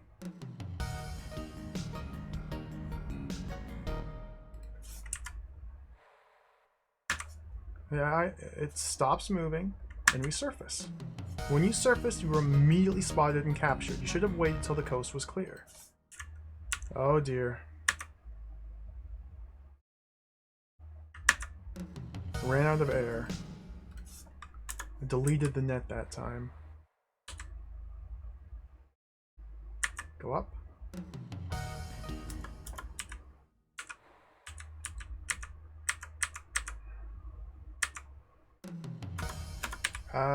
I think I cut it a little too tight.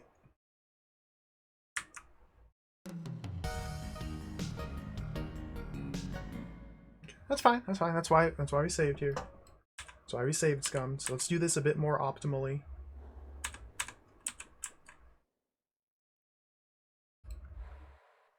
That's fine.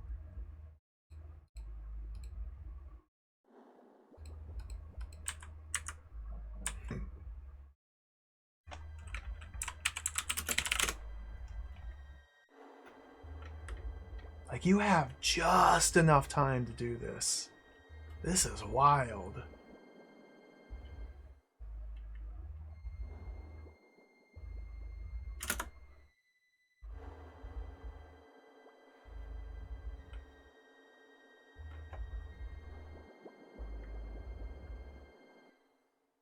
I barely have enough air.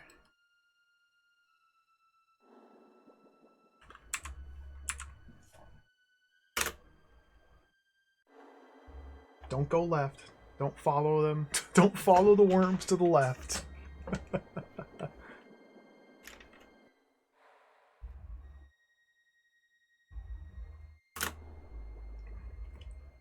Dud! Did I get score for dud? Did I get score? I wasn't paying attention.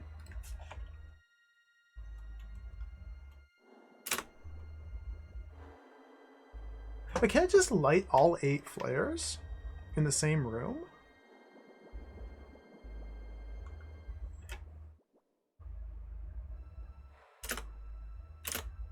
Wait. Wait. Every flare I light gets me a point. We don't need to stagger them like the guide says. What is wrong with this game?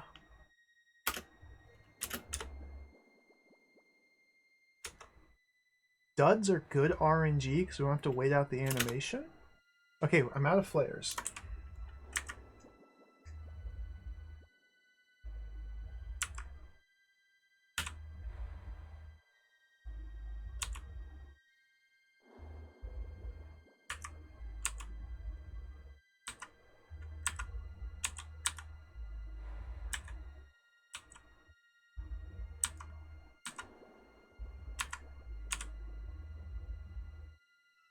$236.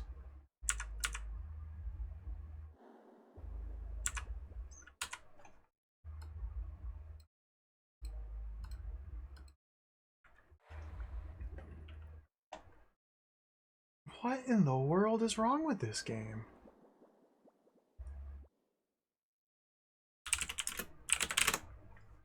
Let's try doing it this way. Let's try hiding the diver first for 3 points, and then doing the bottle nonsense.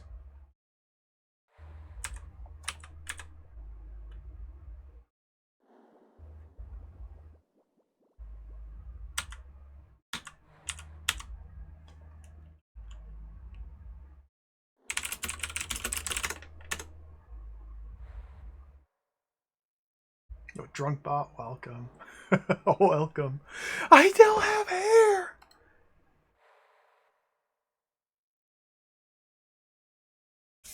Is this even doable?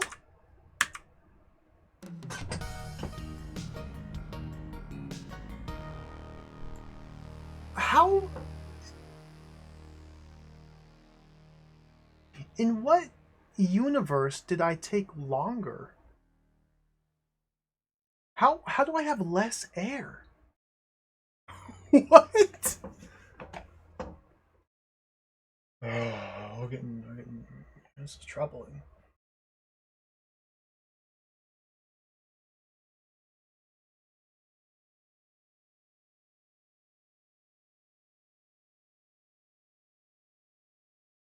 This is troubling.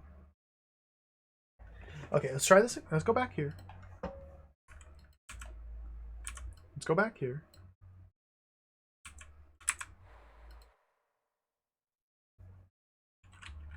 Put the bottle in that. Let's try it this way.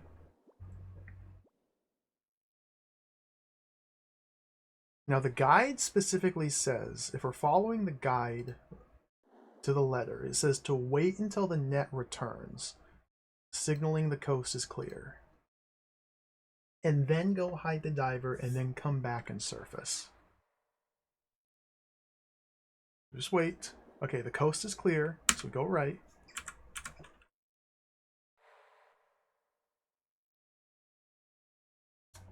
We hide diver.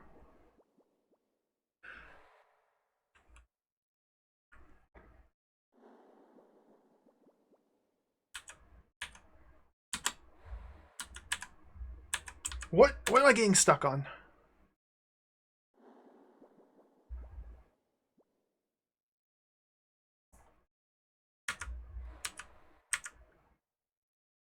Okay.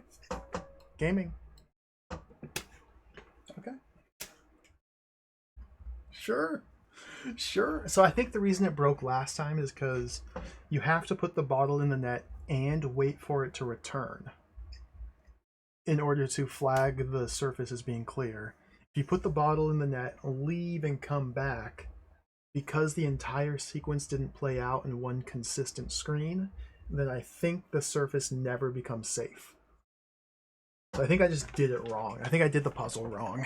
I wasn't reading the developer's mind. Also, the air consumption seems to be somewhat random, which is pretty cool. So now we're in the home stretch. All right, we've arrived. We've arrived. Dry land. Did I do the puzzle wrong, or did the devs do it wrong? You know, it's tough to say. Save. Okay. So.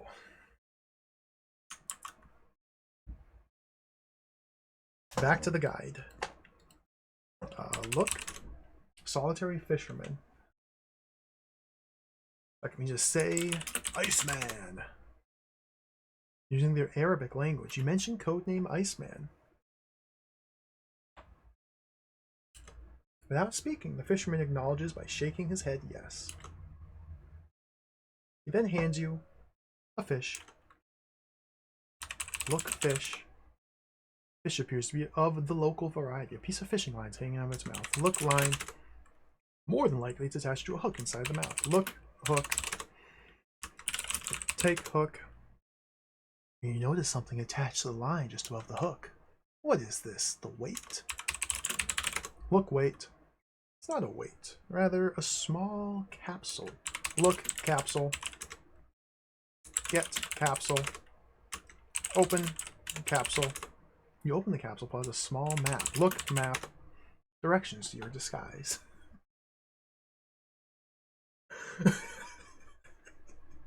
Alright, 248, good. Let's go get the disguise.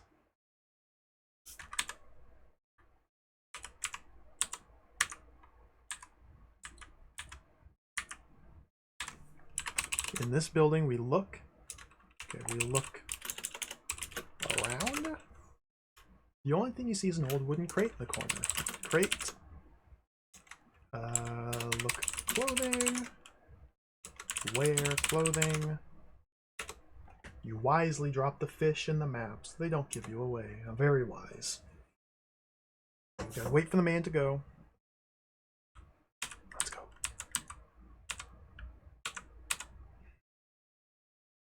Is that actual Arabic? I thought... That's surprising.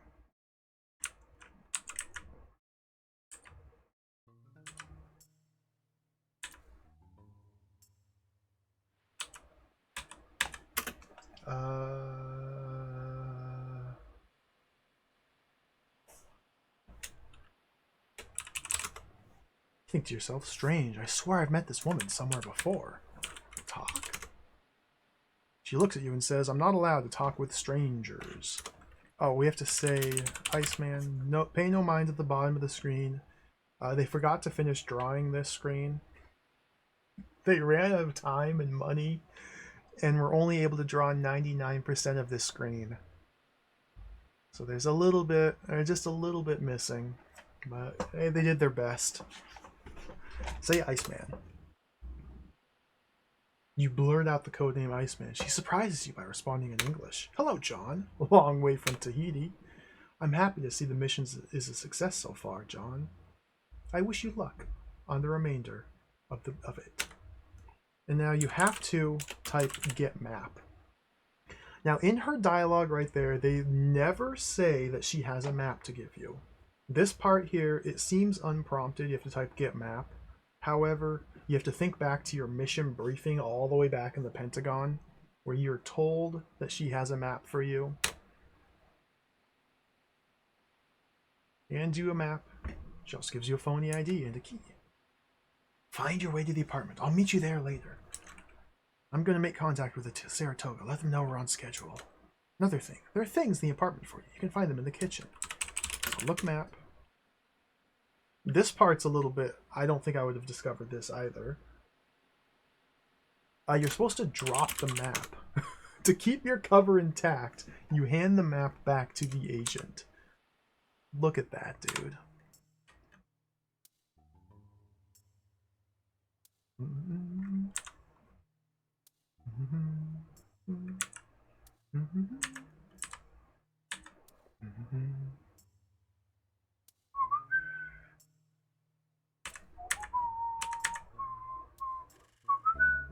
Alright, we made it.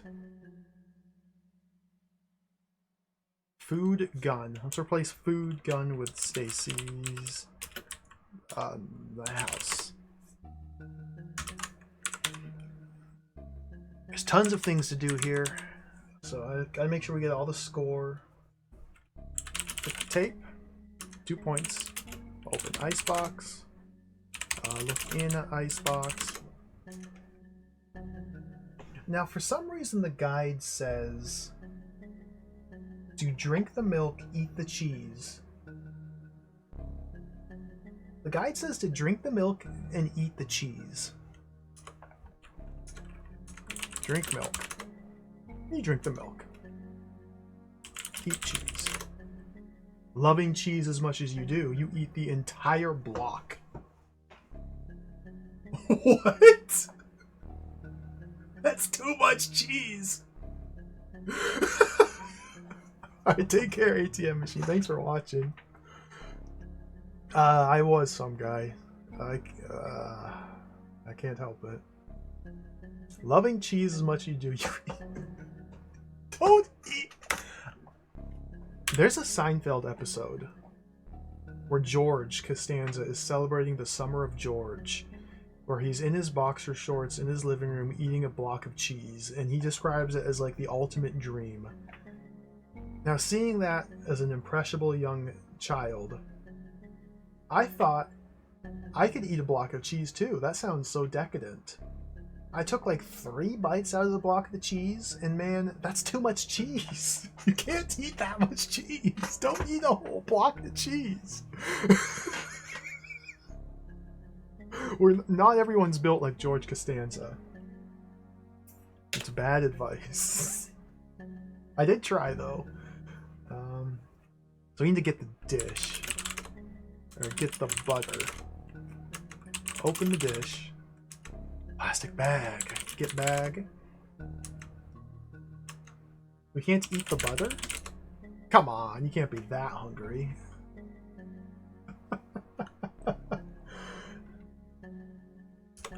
Read the note. Conclude that a catering business by the name of Baghdad's, no H, just Baghdad's Fast Food, makes a twice daily delivery to the compound. Both deliveries are at the same time each day. One of the 2 guards will search the caterer prior to entry. The guard then always accompanies the caterer inside. We need to look. 3 containers on the counter here. So for some strange reason, we get score for grabbing each of these containers.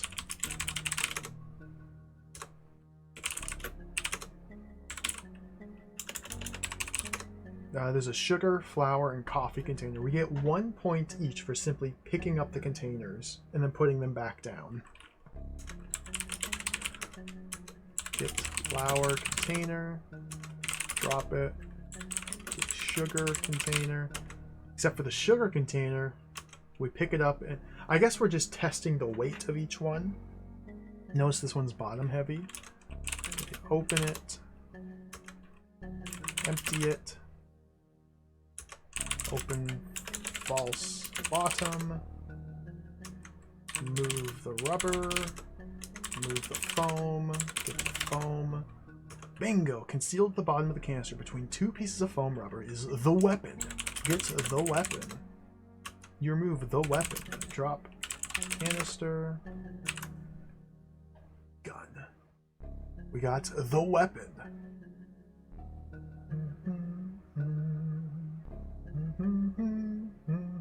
$271. Perfect. Up here. There's a business card on the wall. We get the card. $272. Okay. Save. Read the card. We have 2 phone numbers here.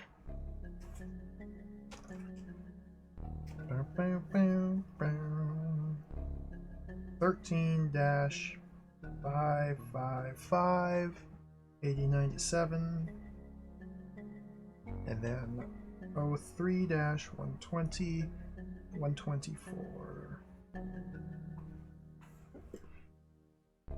Now we have to call the bottom number first and then the top number. Call 03-120-1204.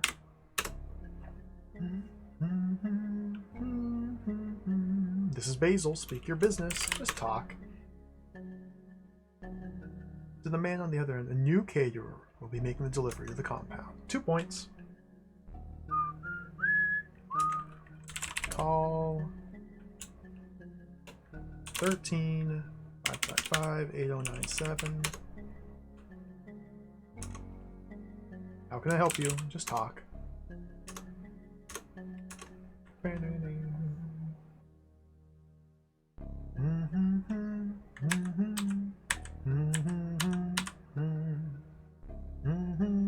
After anxiously awaiting the caterer, you hear footsteps outside the apartment door. You hear a loud knock at the door. Open the door. Let the caterer inside. Here's your order, hot and ready to eat. That'll be $15, please. Let's shoot the man. Freeze, you command! The caterer puts his hands over his head and says, please show mercy, I only have $50. We need to take clothes. This is not a robbery. What I need is to steal your clothes. This is not a robbery, I just need to rob you. Is what he's saying here. I'm not robbing you, I just need to rob you.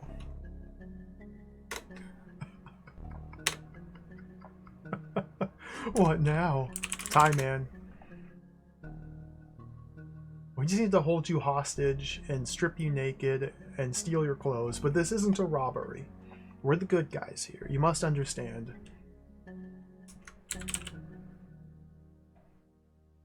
You don the caterer's clothes as a disguise. For $2.79. Perfect.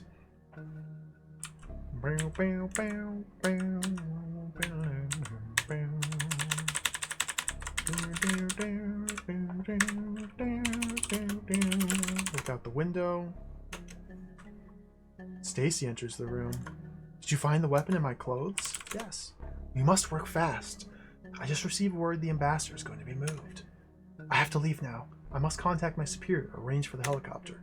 She advises you to take the caterer's van and begin the rescue. Just before walking out, she says, don't forget to conceal the weapon!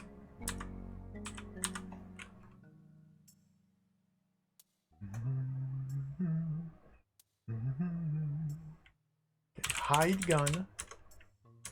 Get food. Open door.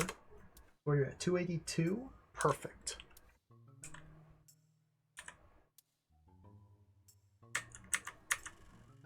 Your name, Shlink Abdul. So for some reason now they're speaking in English.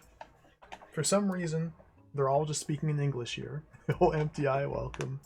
It's going very well. I've been using a guide, a walkthrough, just to find all the points that I missed last time around. I'd already beaten this game casually, but I just wanted to replay it for the score, because this is absolutely ludicrous. Okay.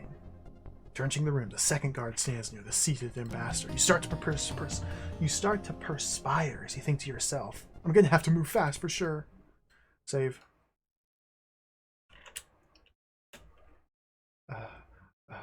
Rescue. Put food down. Open lid. Get gun. Shoot! Shoot! Got him.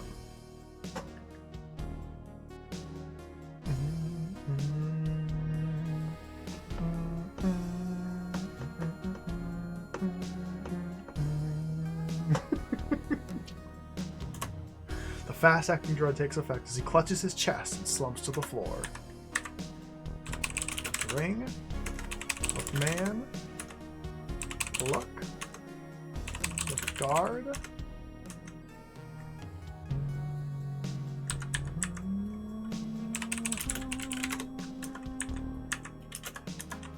There we go. So, our friends the Russians are in on this. 290. Okay, free the man. This part took me so long. Oh my god, man, you don't know how happy I am to see you. So after you free him, he just starts talking. And he just keeps talking, and you can't do anything, you can't move, you can't do anything. If you let him talk for too long, it's just game over. Which is really funny. Truly, you're a real American hero. Oh, he's so glad to see my family again. Save. John, my boy, I'm personally going to see to it that you're decorated for bravery. That was some tricky shooting. Watch out for the guard! Dead.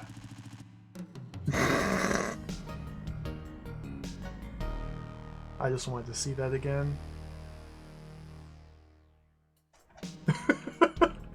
You have to, while he's talking, just type change clothes.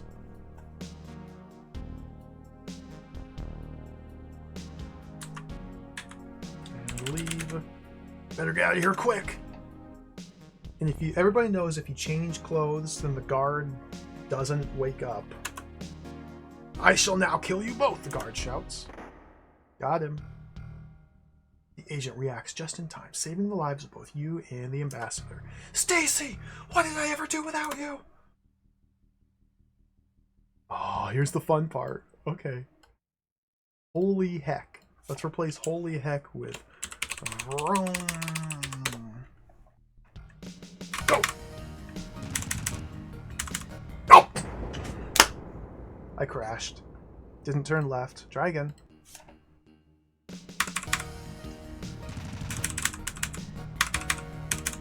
Get out of there! Get out! Oh. Didn't turn left. There's a skip button down here. Using the skip doesn't get you the points.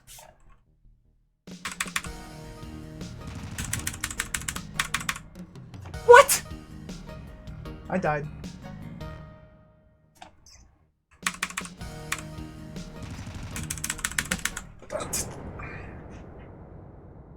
I died.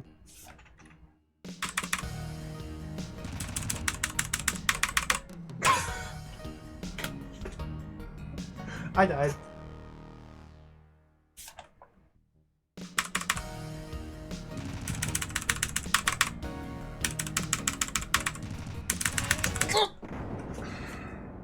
I died.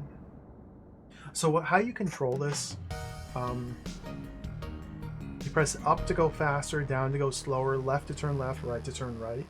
You can only make these turns if you're driving at 20. So you have to watch the speed here.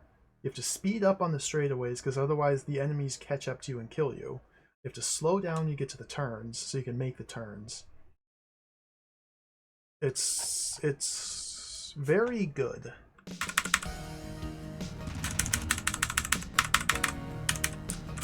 No!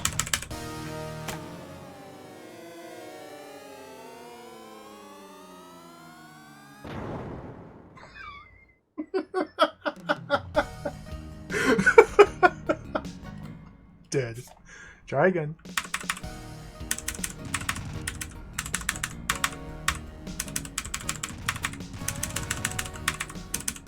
Oh, they killed me. So there, I died because I wasn't going fast enough in the straightaways, obviously.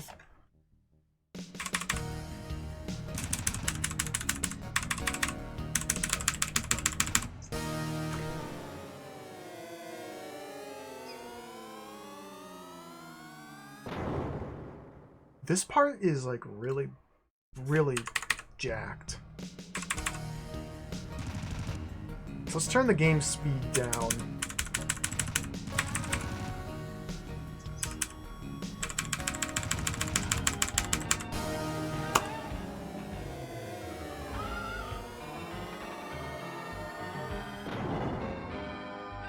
I turned the game speed down and still died.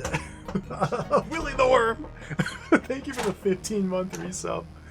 Thank you. Let's go. Game speed down. Turn, turn, turn, turn!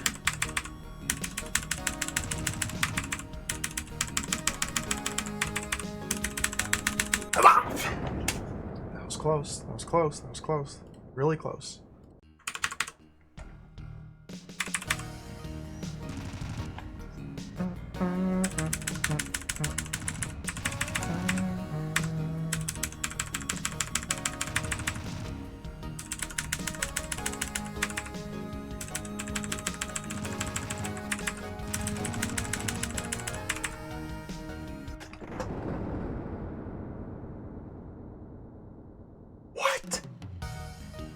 Unfortunately, the speed of your vehicle was too fast to negotiate the dangerous curves. You might try slowing up just a tad.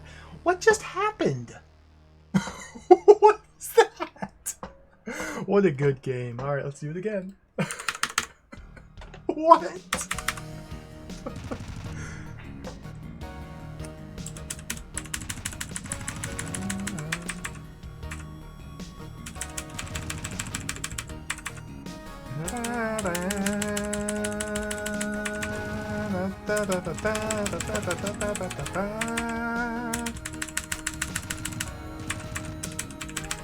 Yes! After stopping, the three of you hurriedly exit the van, climbing to the helicopter. Whew! That was a close one. After narrowly escaping the terrorists, you find yourself safely en route to the USS Saratoga. Look at the guards! Oh, they're the terrorists, not me.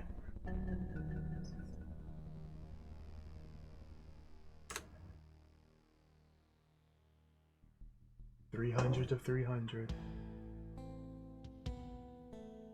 Did it. Oh, I skipped the title. I skipped the dialogue trying to turn off the timer.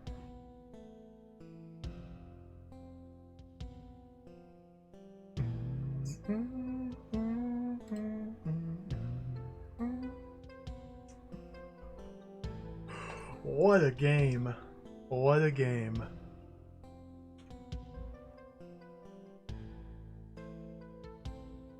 So the funniest line in the world coming up. This, my friend, would have had definite negative impact on the economy of the United States. So this entire mission, our character says, this fate of the world lies on the balance of this mission. If we don't save the ambassador, everything's going to fall apart, the world's going to die. And we're just saving the economy. Like, we saved the economy because they were going to manipulate oil prices, and so we have to keep the oil prices low, and so we saved the world via US economy.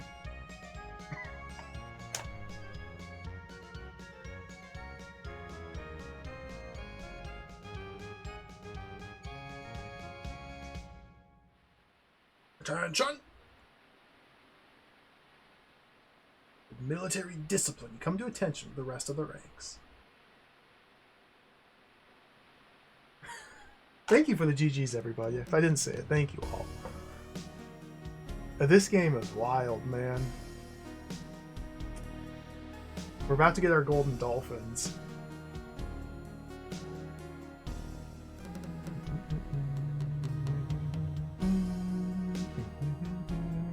Yes! Gold dolphins.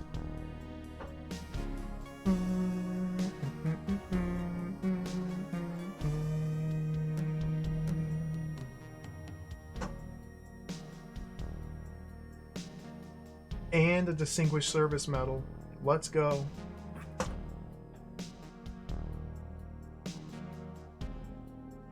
I like the guy with the tuba right there.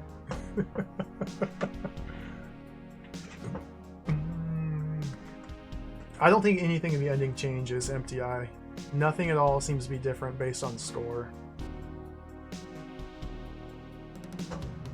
It's true love for sure, as our hero tenderly kisses Stacy. Remember this woman that we met in Tahiti and just immediately shacked up with? She's our true love.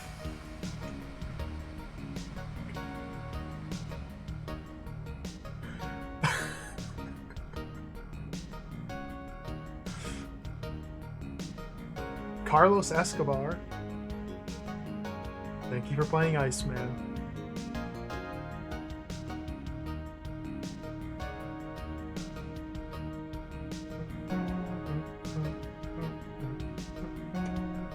And that's it. That's the game. That's Codename Iceman. We did it.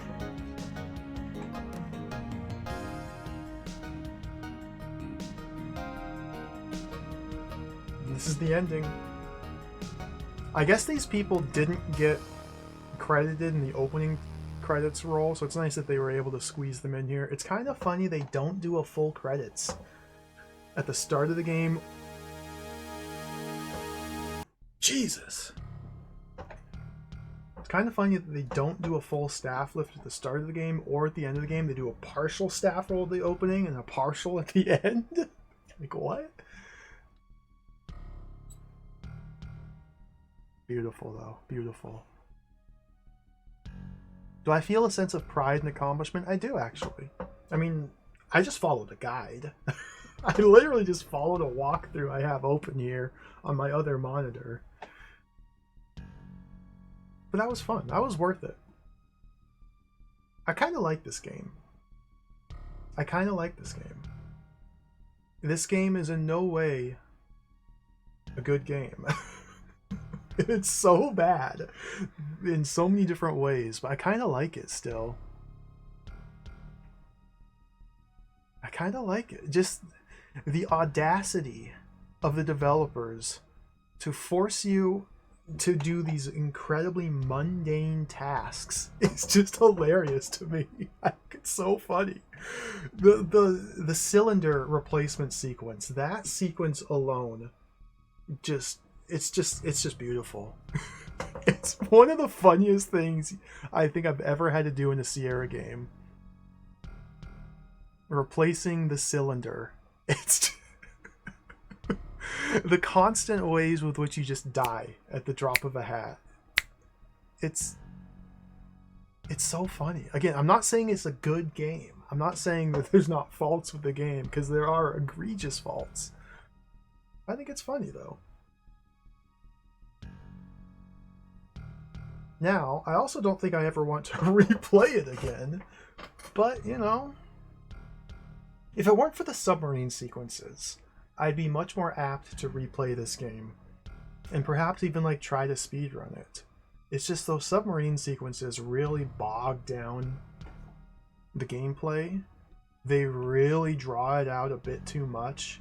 And even in the submarine sequences, there's a fun amount of variety where you've got to like drive the ship to avoid the icebergs. That's really cool. I guess that's about it. Following the Kuntz is misery. It's sheer agony. That wasn't too bad. The game suffers from a lack of direction for the player, making the process of learning how to play it and what's expected of you, the player, incredibly frustrating. But once you know how to play it, it's kind of fun. It's kind of fun. So, about Iceman, version 1.033. There he is, the legendary Jim Walls. Look how many programmers they had. 2 people on quality assurance.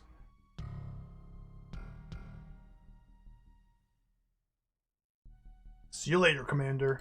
Alright, we're done here. There we go. Took 2 people and 2 weeks of QA. Probably. What a game. What a treat. That was so cool. Honestly, again,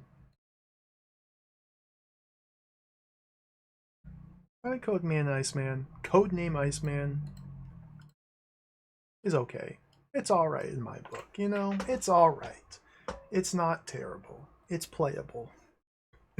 It's playable. It's a Sierra SCI Zero adventure game with beautiful graphics, wonderful music, a fun atmosphere, and terrible gameplay. So that's only one downside. That's only one downside. There's a lot of upsides and only one downside.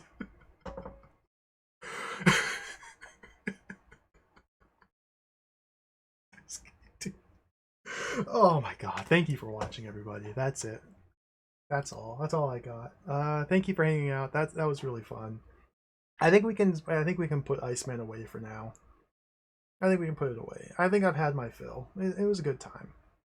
Now, this has kind of whet my appetite though for more Jim Walls gaming. So perhaps in the near future, it'll be time to embark on the police quest. Because Jim Walls did not only make Codename Iceman, Jim Walls made Police Quest. I say he made it, obviously, there's a whole team of people. But it's fun to attribute it all to Jim Walls. There's Police Quest 1, 2, and 3, and then Blue Force, the pseudo-fake Police Quest. We'll have to play those soon. We'll have to play those. I've played Police Quest 1, the original AGI version. I've never played through the remake of Police Quest 1. And I've only partially played through Police Quest 2. Police Quest 3 and 4 I've never played, although I've seen multiple streams of them, so they're not totally blind. Police Quest 2, I got to like the end sequence and forgot to recalibrate my gun at some point and just died because that's a very mean game, but we'll have to play those soon. So thank you all for watching. Thank you for hanging out. Thank you for the follows. Thank you for the bits. Thank you for the giant emotes, the cheers, the on-screen celebration. Sorry if I missed those, by the way. I don't mean to not acknowledge them. Someday Chatty will update and I'll be able to see them more easily, but thank you nonetheless. Thank you for the subs, the resubs. Let's get out of here.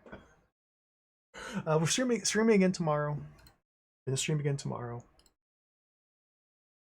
We're gonna stream again tomorrow.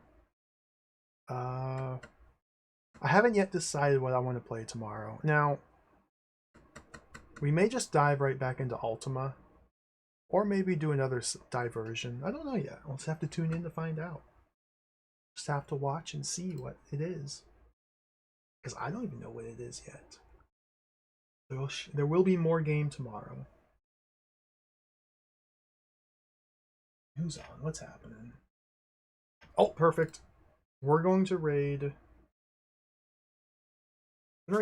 Swell Time Gpool, a very fun streamer who's doing his Capcom Conquest. He's playing Final Fight. Final Fight's one of my favorite games. We'll wish him good luck. We can see some Final Fight action. Oh, yes, I love Final Fight. Take care, everybody. Thank you all for watching. Have a great night. Farewell. Adios. Catch you next time. See you later. Bye-bye.